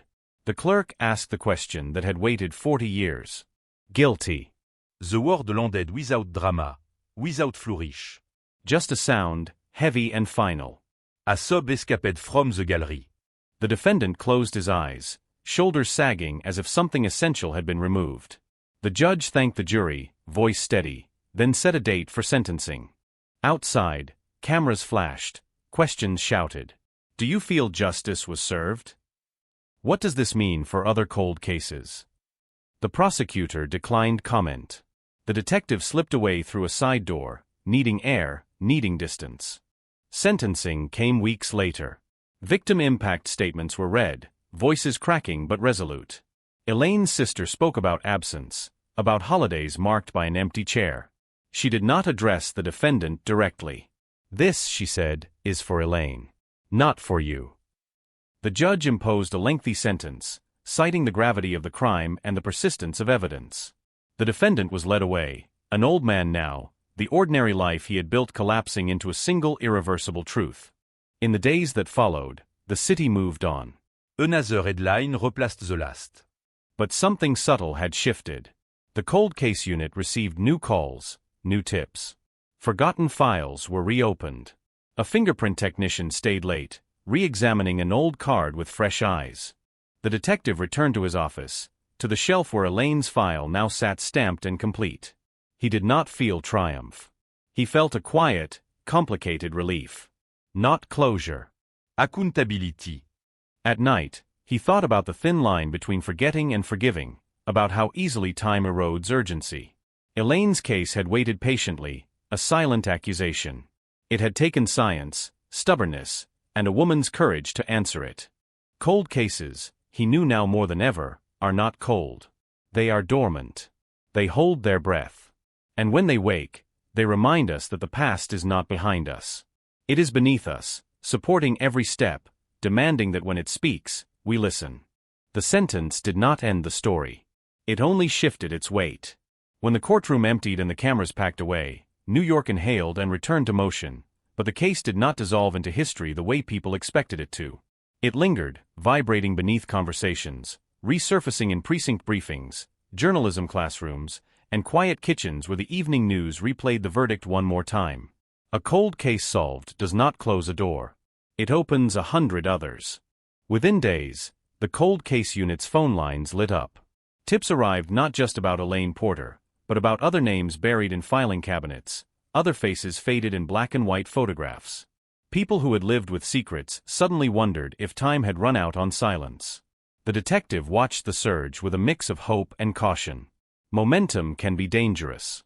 Not every memory leads to truth. Not every forgotten print belongs to a killer. But something had changed. The city had been reminded that the past could still reach out and grab the present by the collar. Inside the department, the verdict sparked uncomfortable reflection. Supervisors convened meetings. Evidence storage protocols were reviewed. Boxes once considered obsolete were re-evaluated. The detective returned to the evidence room one evening, long after the building had emptied. He stood in the fluorescent hum, scanning rows of boxes stacked like forgotten chapters. Elaine's case had taught him that patience can be as powerful as persistence. He pulled a random file, opened it, flipped through brittle pages. Names. Dates. Addresses that might not exist anymore. Each file was a question mark, suspended in paper and ink. Across town, Elaine's sister tried to learn how to live after resolution. For decades, grief had been an open wound. Now it was a scar, tight and unfamiliar. She visited the apartment building one last time, standing across the street, watching strangers come and go through the same door her sister had walked through for the final time. The building had been renovated, the bricks scrubbed clean, but she could still see it as it was in 1975. Closure, she realized, was not peace. It was permission to stop waiting. The defendant's appeal was filed quietly, as expected. Legal language challenged the admissibility of evidence, questioned expert testimony, argued procedural error. The defense framed the conviction as a symptom of public pressure, of a system eager for redemption. The prosecution prepared its response with the same methodical calm that had carried the case through trial. Appeals are part of the process, the detective reminded himself. Justice does not end at a verdict. It is tested there. Media coverage shifted tone. Early stories had reveled in shock. Now comes the 5 pièces. Canol évidence bitrusted. The ethics of cold case prosecutions. Academics debated standards. Civil rights advocates warned against the romance of delayed justice.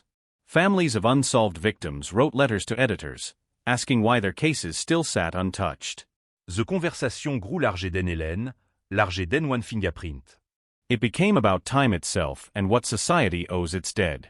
In the lab, the fingerprint expert received requests from departments across the state. Old cards were shipped in padded envelopes, each one a fragile artifact. She approached them with care, aware of the weight they carried. A match is never just a match. It is a collision between then and now, between who someone was and who they became. She documented every step, double-checked every conclusion. Precision was the only defense against doubt. One afternoon, she called the detective with a preliminary hit from another case. Not Elaine's. An unsolved assault from 1978. Partial print, long ignored, now aligned with a man still alive, still local.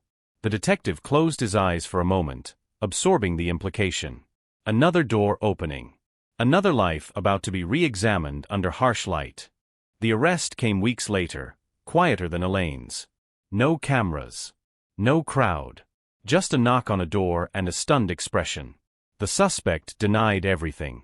Of course he did. The process began again, slow and careful. The detective felt the familiar tension between urgency and restraint. Each cold case carried the risk of re-traumatizing families, of resurrecting pain without resolution. But silence, he had learned, was its own cruelty. Elaine's journal was returned to her family after sentencing. The sister held it like something alive, tracing the indentation of words pressed hard into paper. She read passages she had never seen before, moments of joy between the fear. Elaine had loved fiercely, argued passionately, worried excessively. The journal was not evidence anymore. It was a voice reclaimed. At a community forum organized by a local university, the The detective was asked to speak. He stood at the podium, looking out at a room full of students, activists, retirees. He talked about the mechanics of cold cases, the limitations, the miracles.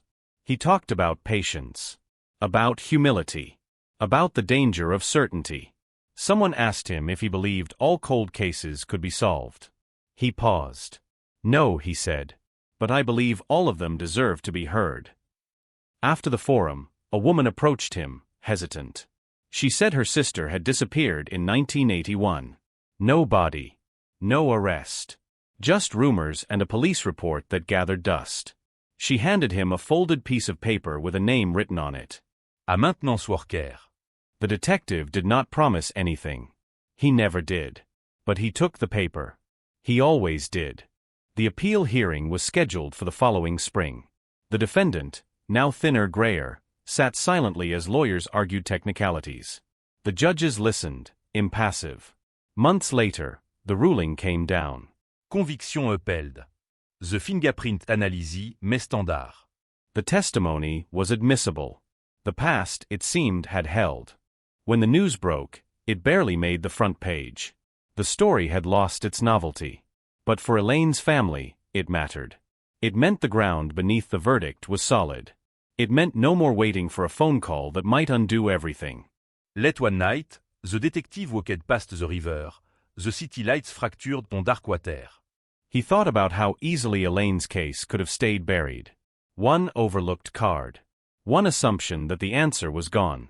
He thought about the stories that would never be told, the evidence that had truly vanished. Justice, he knew, was uneven. It arrived for some and not for others.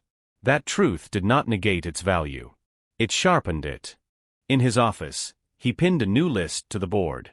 Names without endings. Dates without explanations. He did not see them as burdens. He saw them as conversations paused mid-sentence.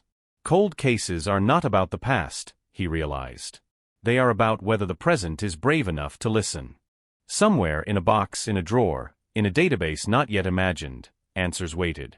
Not all of them, but enough to matter. Enough to remind a city that time does not erase truth. It only tests whether anyone is still willing to look for it. The city did not announce what came next. It never does. It moved forward in inches, in memos and late-night calls, in the soft clatter of evidence carts rolling across tiled floors. After the appeal was denied, the cold case unit felt the shift before anyone said it out loud. Doors that had stayed shut for decades began to open, not all at once, not cleanly, but enough to let the draft in. Old cases were pulled, dust shaken loose, assumptions re-examined with the quiet suspicion that certainty had been premature. In the evidence room, the detective worked with gloves on, even when policy didn't require it. Habit. Respect. He lifted lids and found time staring back at him. Polaroids curled at the edges, typewritten reports stamped received, envelopes yellowed like teeth. The past had a smell, a texture, a weight. It resisted being handled. It demandait patience. One box bore à label written in fading marker. 1975, 1979, MISC. Prints. No name. No case number. Just a year range and a shrug. He opened it and felt the familiar thrum. Cards stacked unevenly. Partial loops and whirls inked too dark, too light. Smudges once dismissed as unusable. He flipped through slowly, not hunting for a miracle, just listening for the hum of something unfinished. Every card was a question that had been asked once and abandoned. The lab took deliveries in batches now.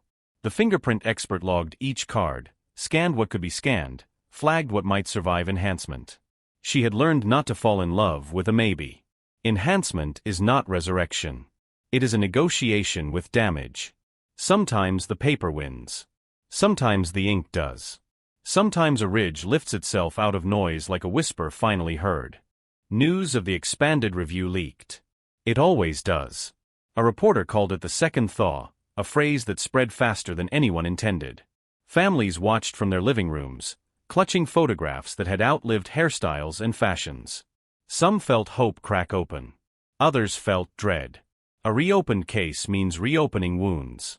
It means answering questions you've learned to live without. At a diner in Queens, A retired patrolman watched the segment with his coffee going cold. He remembered walking beats in the late 70s, remembered names he'd written in notebooks that never made it into official files. He told himself memory is unreliable. He told himself he was done. Then he folded the napkin in half and wrote a name anyway, pressing hard as if pressure could make it truer. He mailed it the next morning without a return address. The detective read the letter déslaté. The name rang a bell he couldn't quite place. He checked old rosters, precinct logs, arrest cards. The bell grouloudait.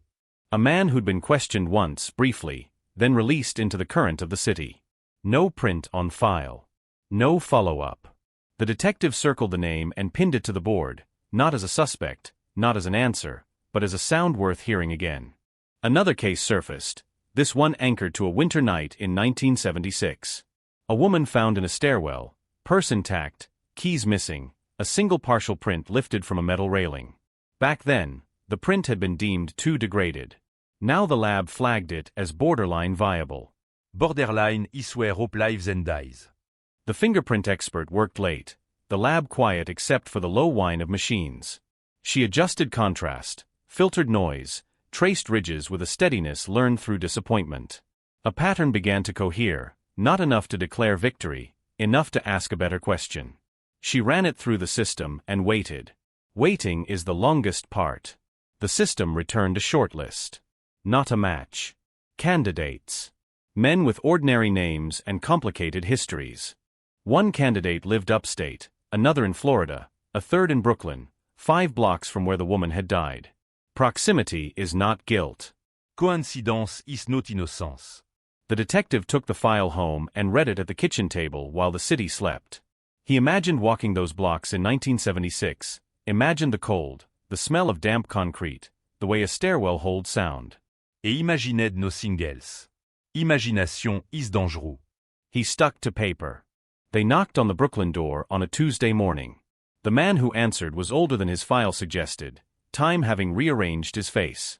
He listened, expression unreadable, as they explained why they were there.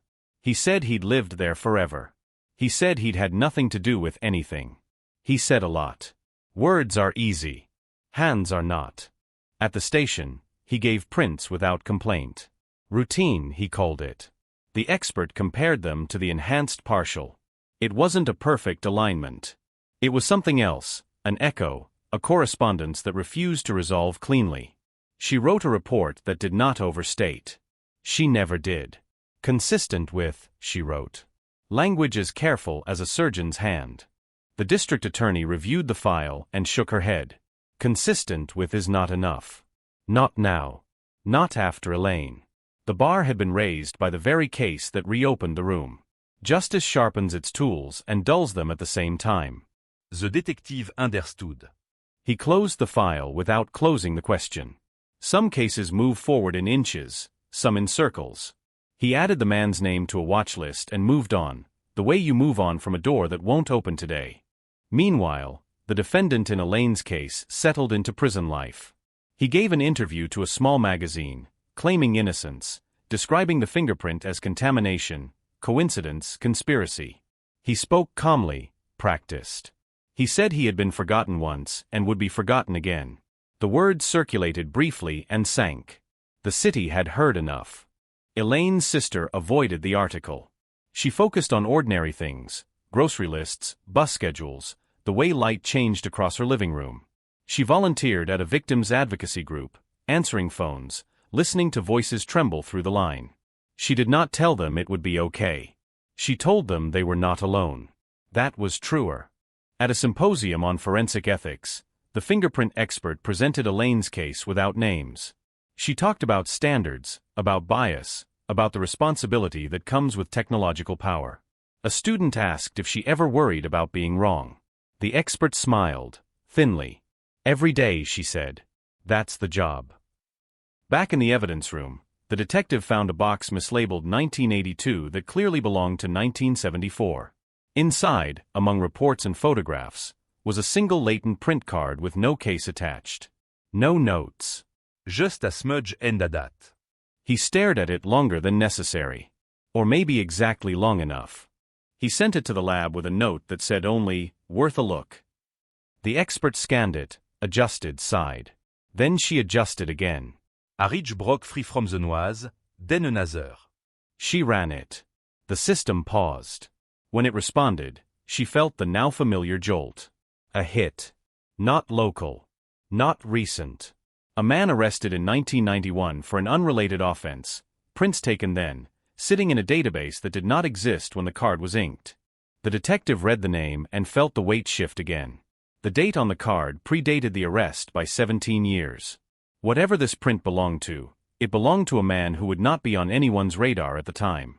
He traced the timeline, connecting dots without drawing lines too early. He pulled arrest reports, addresses, associates.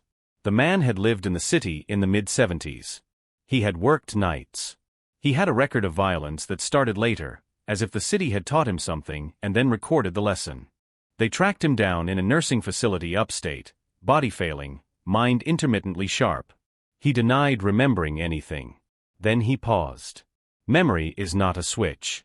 It is a tide. He said he remembered the city being different. He said he remembered stairwells. He said he remembered nothing else. The case did not move quickly after that. Medical evaluations. Légale consultation. Families to notify, carefully, without promises. The detective felt the family arrache. Progress without resolution is its own kind of suspense. The city kept moving. Buses ran. Sirançant. In apartments and offices, people talked about cold cases the way they talk about weather, concerned, briefly, then distracted. But beneath the noise, the work continued, steady and unglamorous. Late one evening, the detective stood alone in his office, the board crowded with names, arrows tentative, questions honest. Elaine's photograph was no longer there. Her case had found its ending. Others had not. He turned off the light and let the room go dark, trusting that darkness did not mean absence. It meant waiting. Because waiting is what the city does best. It waits for answers to surface, for voices to find courage, for ink to speak again.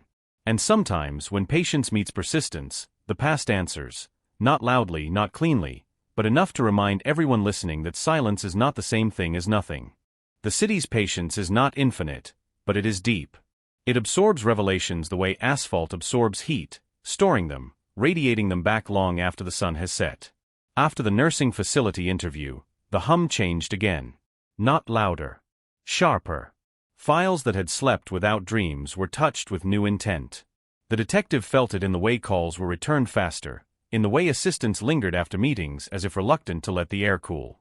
The man from the nursing facility drifted between lucidity and fog. On good days, he could place himself on streets that no longer existed, storefronts replaced by glass and steel. On bad days, he asked what year it was and whether the Yankees were still playing at the old stadium. Memory played tricks, but the print did not.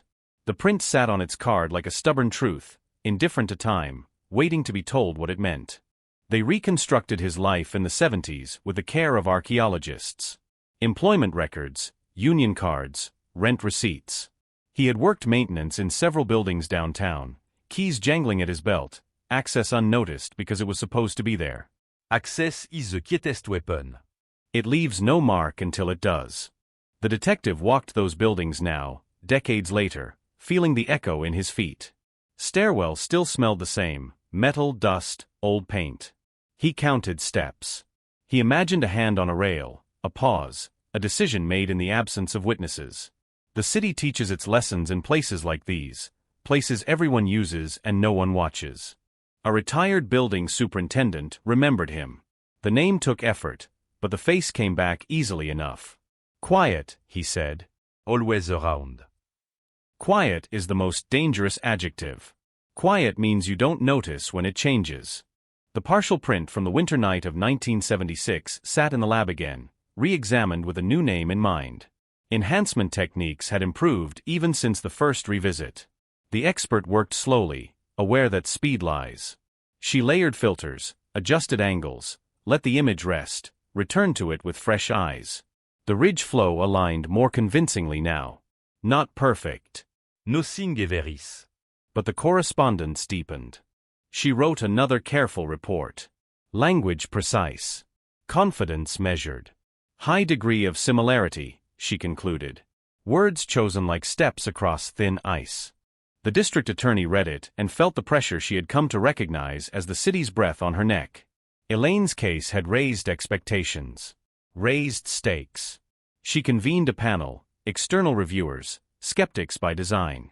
They argued into the evening, debating thresholds and ethics, the cost of certainty and the danger of delay. No one mentioned closure.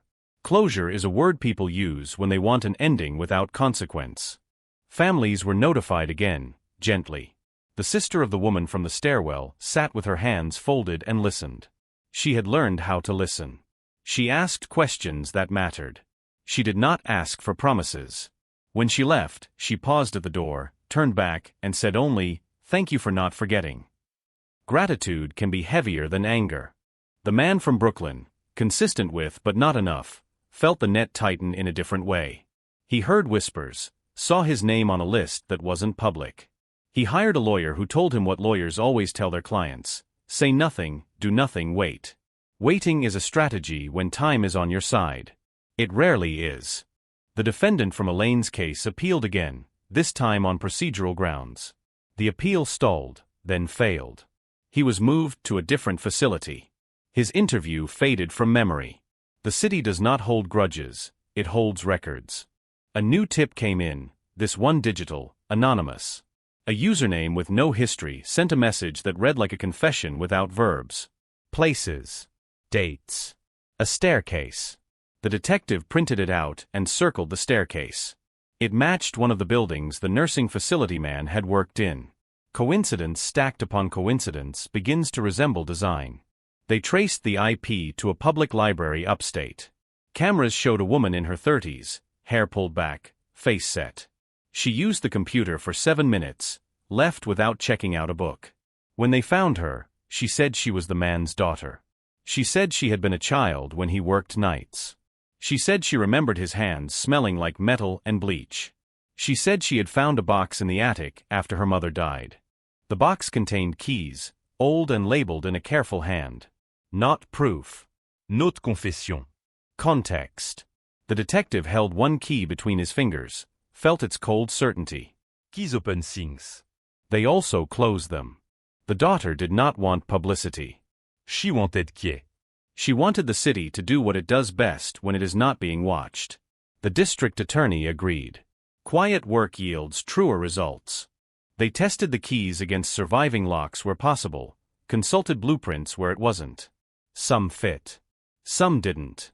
Enough did to raise the temperature of the room. The nursing facility man's health declined. He slept more.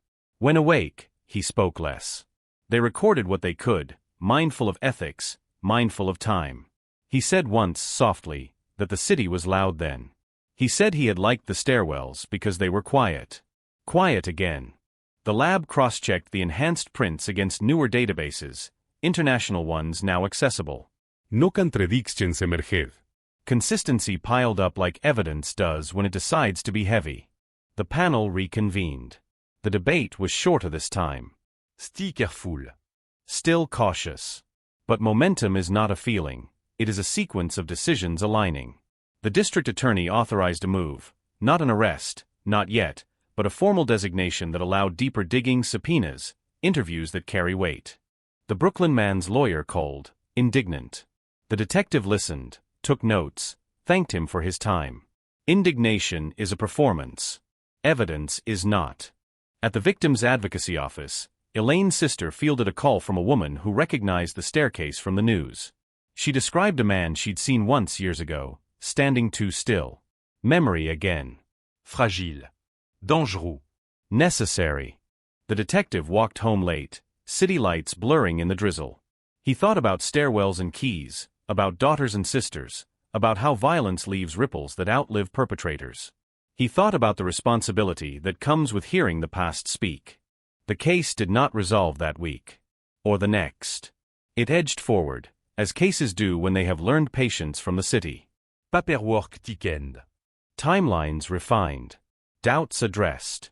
Each answered question exposed another. In the nursing facility, the man's eyes opened one afternoon and focused. He asked for water. He asked for his daughter. He said a name he hadn't said before. The detective Lindin, at steady, pen ready. The name was a building superintendent from 1975, long dead. A man who would not answer questions. A man whose silence had been complete. The detective wrote it down anyway. Silence is still a data point. When the man passed weeks later, the city noted it with a brief line in a ledger. Another life ended. Another set of answers narrowed. The case did not die with him. It rarely does. The district attorney stood at her window and watched traffic inch along. She weighed what could be proven against what was known. She chose caution again, because caution is not cowardice, it is respect for consequences. The fingerprint expert filed her final report on the stairwell case. She added an addendum, rare for her. Given the totality of evidence, she wrote, the probability of random correspondence is exceedingly low. Exceedingly low is as close to certainty as science allows without lying. The detective pinned the addendum to the board. He stepped back. The city exhaled, almost imperceptibly. Somewhere, a staircase held its breath. Morning arrived without ceremony, a thin gray light sliding between buildings, finding dust on windowsills, settling into corners where secrets prefer to wait. The case walk with it. Phones rang earlier now. Emails stacked before coffee cooled. Momentum does that, it changes the posture of a room. People lean forward. The detective returned to the board and saw not chaos but structure. Names had gravitated toward each other. Dates aligned like vertebrae. The staircase buildings formed a corridor through time, a route walked again and again by a man whose life had been defined by keys and quiet. The board did not accuse. It suggested. It asked questions with patience sharpened by years. The district attorney authorized a limited press acknowledgement. Not details. Not triumph. Just a sentence confirming renewed investigative activity in a decades-old homicide. The city read it over breakfast and felt the old chill. Col de Casse d'Odette. They remind people that time is not a shield. The daughter kept her distance. She answered questions through counsel, precise and contained. Grief has many shapes, hers was controlled, a box within a box. She provided school records, letters, photographs that placed her father in rooms and routines. He was present in her childhood, she said. He cooked. Et fixed things. He never raised his voice. Monsters, if they exist, rarely announce themselves. The lab ran another test, touched DNA from a piece of evidence that had once seemed useless. A scrap of fabric preserved more out of habit than hope. Technology had caught up to patience. The sample yielded partial markers. Not enough to convict. Enough to compare. Enough tout complicat. The markers did not contradict the fingerprint alignment. They whispered the same name without saying it aloud. Science does not shout. It accumulates. The detective visited one of the buildings again, this time with a structural engineer. They traced lines through blueprints, calculated angles of sight, sound travel. They stood in the stairwell and spoke at normal volume. The sound died quickly. The engineer nodded. Good place to not be heard, he said, not thinking about what that meant. Outside, the city had changed the block. A cafe where a newsstand had been. A banquet hardware store on sold keys. Progress does not erase, it layers. Beneath it, the past holds. A retired officer agreed to talk, his memory triggered by the press acknowledgement. He had worked patrol in the 70s, responded to a call near one of the stairwells the night before the murder. Noise complaint. He remembered a man carrying a toolbox, head down. He remembered thinking nothing of it. He had thought of it since. Memory again, unreliable but persistent. The detective listened, asked careful questions, wrote down what could be written. He did not correct the man when he conflated dates. He did not interrupt when the story wandered. He waited for the truth to surface the way it often does, sideways. The district attorney convened a grand jury briefing, not to indict, not yet, but to test the water, to hear the evidence spoken aloud. Spoken evidence behaves differently. It reveals weaknesses. It demande clarity. They rehearsed. The fingerprint expert practiced explaining ridge characteristics to people who would never love them the way she did. The DNA analyst practiced saying probabilistic genotyping without losing the room. The detective practiced telling the story without telling it, presenting facts without guiding conclusions. The law does not permit guidance. It permits patience. Across town, the Brooklyn man watched the news and felt his name hover in the air like dust. He told his lawyer he was tired of waiting. The lawyer told him waiting was safer than talking. He nodded and did neither. He called an old friend, then hung up without leaving a message. Silence again, as data. The victims' families gathered quietly, some meeting for the first time. They shared photographs, artifacts of lives interrupted. They shared what the city had never given them, context. In that room, time folded. The 70s were not distant. They were present, sharp. Elaine's sister spoke last. She spoke about hope as a discipline, not a feeling. The room understood. The grand jury briefing began with the staircase. The detective described it not as a place of violence, but as a place of movement. He described how movement creates opportunity. He described keys and access, maintenance schedules and blind spots. He described how a fingerprint can survive time if time leaves it alone. The fingerprint expert took over, hand steady, voice calm. She showed overlays, explained why similarity is not sameness and why sameness is not required. She said exceedingly low probability, and let the phrase sit. She did not oversell. She did not need to. The DNA analyst followed, careful with language, clear about limitations. Science earns trust by admitting what it cannot do. The district attorney closed by reminding the jurors that the case was old but the law was current. That justice does not expire. That caution honors both victims and defendants. She did not ask for anything. She said thank you. Afterward, the room felt lighter, not relieved but aligned. The city had taken a step without tripping. Another anonymous message arrived that evening. This one shorter. Check the locker. No context. No signature.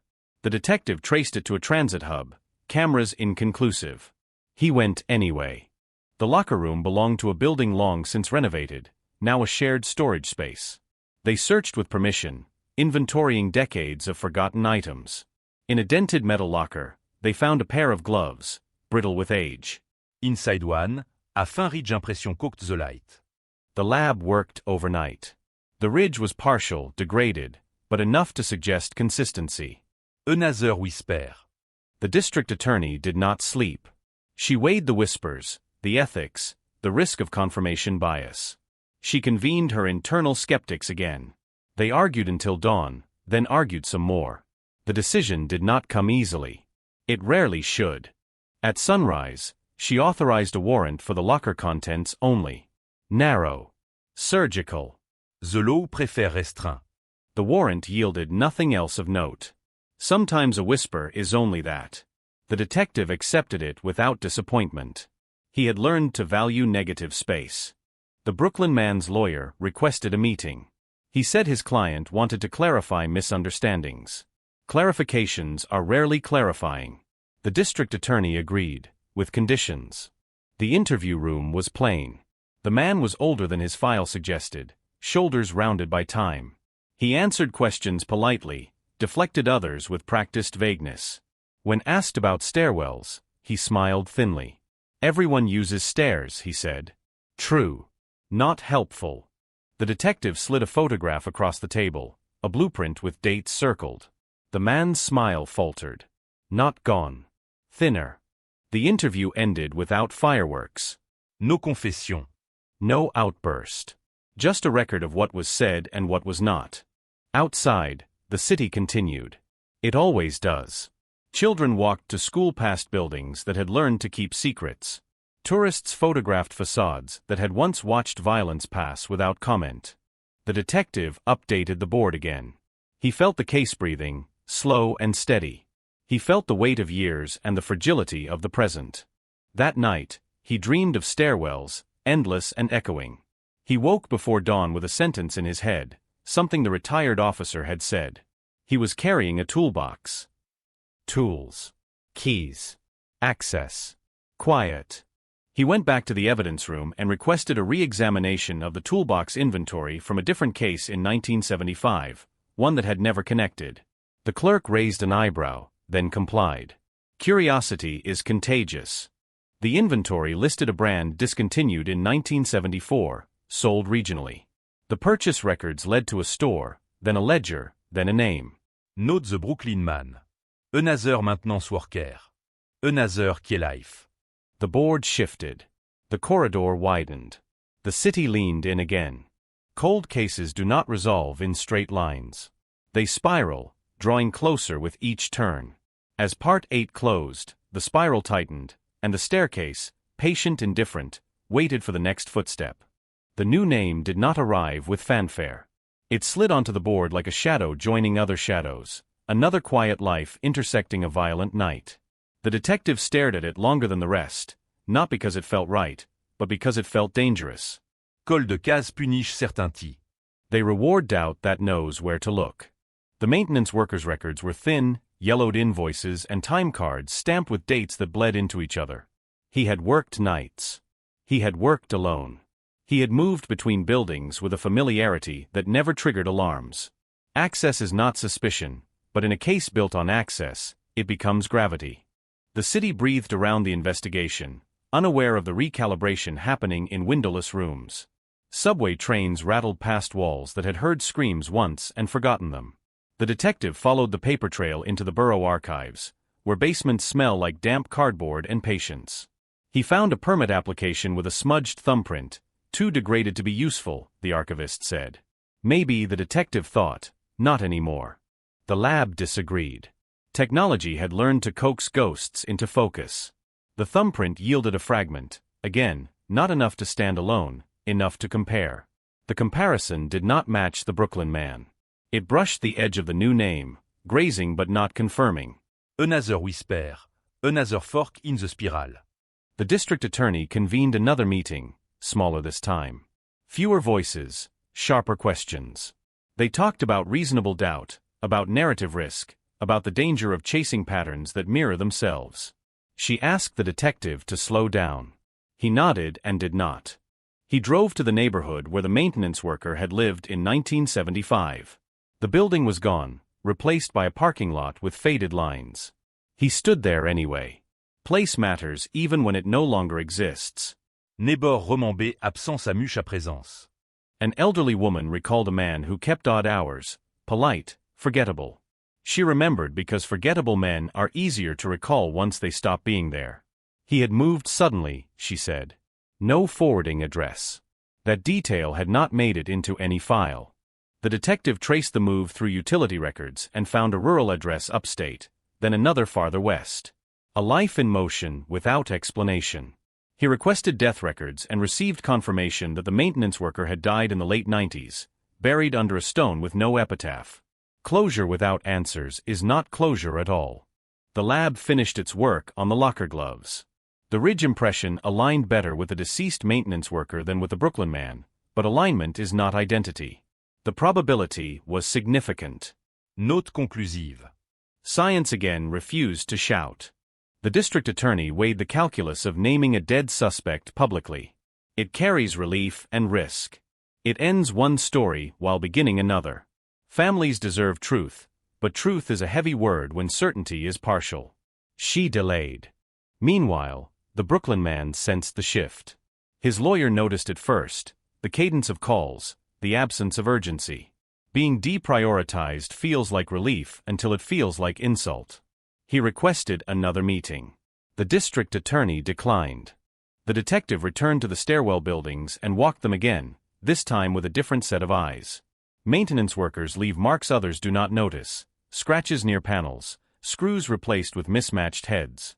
He found one, then another, consistent across buildings, a signature of habit. He photographed them and sent them to the lab for toolmark analysis. The results came back tentative but suggestive.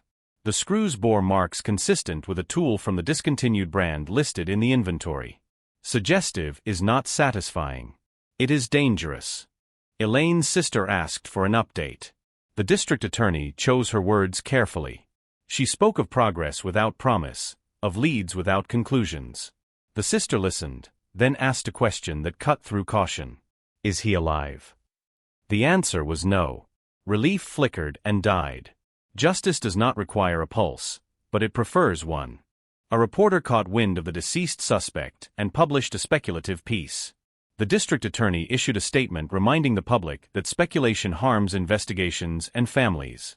The city argued online anyway. Cold case invite opinion, the way open wound invite touch. The detective felt the pressure tighten. He dreamed again of stairwells, this time with two figures passing each other, indistinct. He woke with a detail nagging him, keys. Not possession, but duplication. He pulled old locksmith invoices from the files and noticed a pattern, multiple rekeying jobs following minor incidents, always handled by maintenance, not contractors. Control of access, again. He tracked down a retired locksmith who remembered nothing until he remembered everything. He described a man who insisted on keeping spare keys, just in case. The locksmith had refused. The man had smiled and gone elsewhere. The locksmith could not recall a name. He recalled the smile. The lab delivered another report. A fiber found on Elaine's clothing matched insulation used in stairwell repairs during that period. Widely used, yes. Present in many places, yes. But combined with access, habit, tool marks, and a partial print, the picture sharpened without becoming clear. The district attorney assembled the skeptic again. They argued into the night. One insisted the Brooklyn man had motive others lacked. Another argued that motive is a narrative luxury. A third warned against posthumous blame. The district attorney listened until the room quieted. She asked a simple question. What can we prove? Silence answered. Proof was fragmented, probabilistic, persuasive but not definitive. The law does not punish persuasion. The detective pushed once more, driven by a sense that the case was trying to tell him something he was missing. He reread the original witness statements and noticed a phrase repeated by two unrelated witnesses. He smelled like oil. Not grease. Oil. Maintenant soil. He pulled the inventory again and found a note about a specific brand used by the deceased maintenance worker, discontinued after an environmental recall. Rare by the time of the murder. The lab-tested residue preserved on a piece of fabric, long ignored. The chemical signature aligned with the oil. Alignement again. The spiral tightened further. The district attorney made a decision. She would not charge. She would not name publicly. Instead, she would present findings to the families and issue a report acknowledging a likely suspect without legal declaration. It was an unsatisfying compromise. It was the only honest one. The meeting with the families was quiet, heavy. The district attorney spoke plainly, avoided euphemism. She explained probability and limitation. She did not hide behind jargon. Elaine's sister asked if the man had ever been questioned. He had not. The system had not looked. The room absorbed that failure without comment. Afterward, the detective walked alone. The city offered no absolution. Cold cases rarely do. He returned to the board one last time and removed the Brooklyn man's photograph, then placed the maintenance worker's name at the center with a question mark beside it. Question de zéro respect. A final anonymous message arrived weeks later. No demande, no accusation. Just coordinates. The detective went with a search team and found a shallow depression near a decommissioned rail spur, disturbed earth that time had tried to smooth. They dug and found nothing but rusted metal and old bottles. Sometimes a message is a memory, not a map. The case closed administratively with an asterisk. Solved in probability. Unresolved in law. The city moved on, or pretended to. Stairwells continued to echo with ordinary footsteps. The detective archived his notes and kept one photograph on his desk, the staircase, empty, indifferent. He understood now that cold cases are less about answers than about refusing to forget the questions. As Part 9 faded, the spiral slowed but did not stop. The forgotten fingerprint had broken decades of silence, but silence has layers. Beneath the noise of progress, beneath the comfort of likely truths, the unanswered hum remained, low and persistent, waiting for whoever would listen next. Silencis never anti. It carries weight, pressure, memory. After the case was administratively closed, after files were stamped and shelved, after statements were carefully worded and released into the city's bloodstream, the silence changed. It thickened. It settled into places where sound used to live. The staircase still existed. That was the cruelest detail. The building had not been demolished. It had not burned or collapsed. Tenants still climbed those steps every day, groceries in hand, headphones on, eyes down. They walked through a crime scene without knowing it, or knowing and refusing to feel it. New paint covered old stains. New railings replaced the ones that once caught a stranger's grip. But the geometry was unchanged. Rise. Run. Turn. Landing. Shadow. The detective returned there one final time, not officially, not logged. He stood at the bottom and looked up. Col de Casse d'Odis. They pull you back to places that do not ask for you but accept you anyway. He closed his eyes and listened. The building breathed differently now. Modern pipes. Different footsteps. No echo of panique. No audible memory. And yet his chest tightened as if the night had folded itself and waited. The district attorney felt a different silence. Hers arrived in the form of emails that stopped coming. Press inquiries dried up. Advocacy groups turned their attention elsewhere. Momentum dissipated. She had known this would happen. Justice, when it cannot be declared cleanly, rarely holds the spotlight. Stille, the caboteur. It felt unfinished in a way paperwork could not soothe. Chirirait the final report à l'on. Words like probable, consistent with, likely repeated like cautious footfalls. No sentence crossed the line into certainty. That was the point. And yet every paragraph leaned in the same direction, like grass pressed by wind. She wondered if history would be kinder than the present, if future technology would find what this moment could not. Elaine's sister returned to her routine with an altered rhythm. Closure is a myth told to comfort the living. What she felt was not closure but containment. The pain fit differently now. It no longer flared unpredictably. It sat, steady and heavy, like a stone in her pocket. She could carry it. That was something. She visited the grave of a man she had never known, the maintenance worker with the quiet life and the suspicious access. She stood at a respectful distance, unsure what etiquette applied when grief intersects with accusation. She did not curse him. She did not forgive him. She acknowledged him as a node in a story that had swallowed years. Then she left, feeling neither better nor worse, only clearer. The Brooklyn man watched the city forget him again. Relief mingled with bitterness. Being suspected had scarred him in ways exoneration could not heal. He had lost friends, opportunities, sleep. He had lived under a cloud that never quite rained. When the focus shifted away, he expected gratitude to arrive. It did not. What arrived was anger. Not at the investigators, but at the randomness of suspicion, the way proximity becomes guilt when answers are scarce. The detective filed his last memo and shut down the board. Photographs came down. Strings fell limp. The center entied. He left the question mark on the maintenance worker's name until the end, then removed it and placed it in a folder labeled unresolved. He did not erase it. He archived it. There is a difference. Months passed. Seasons turned. Snow fell and melted in the stairwell's corners. The city found new stories to obsess over. But cold cases have a way of resurfacing, not as news, but as unease. A graduate student researching historical forensic methods requested access to the evidence for an academic paper. The request passed through channels and landed on the district attorney's desk.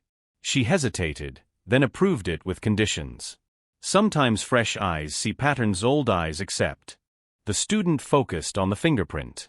Not the ridge pattern, but the substrate. The surface it had been left on. The oil. The dust. The microabrasion.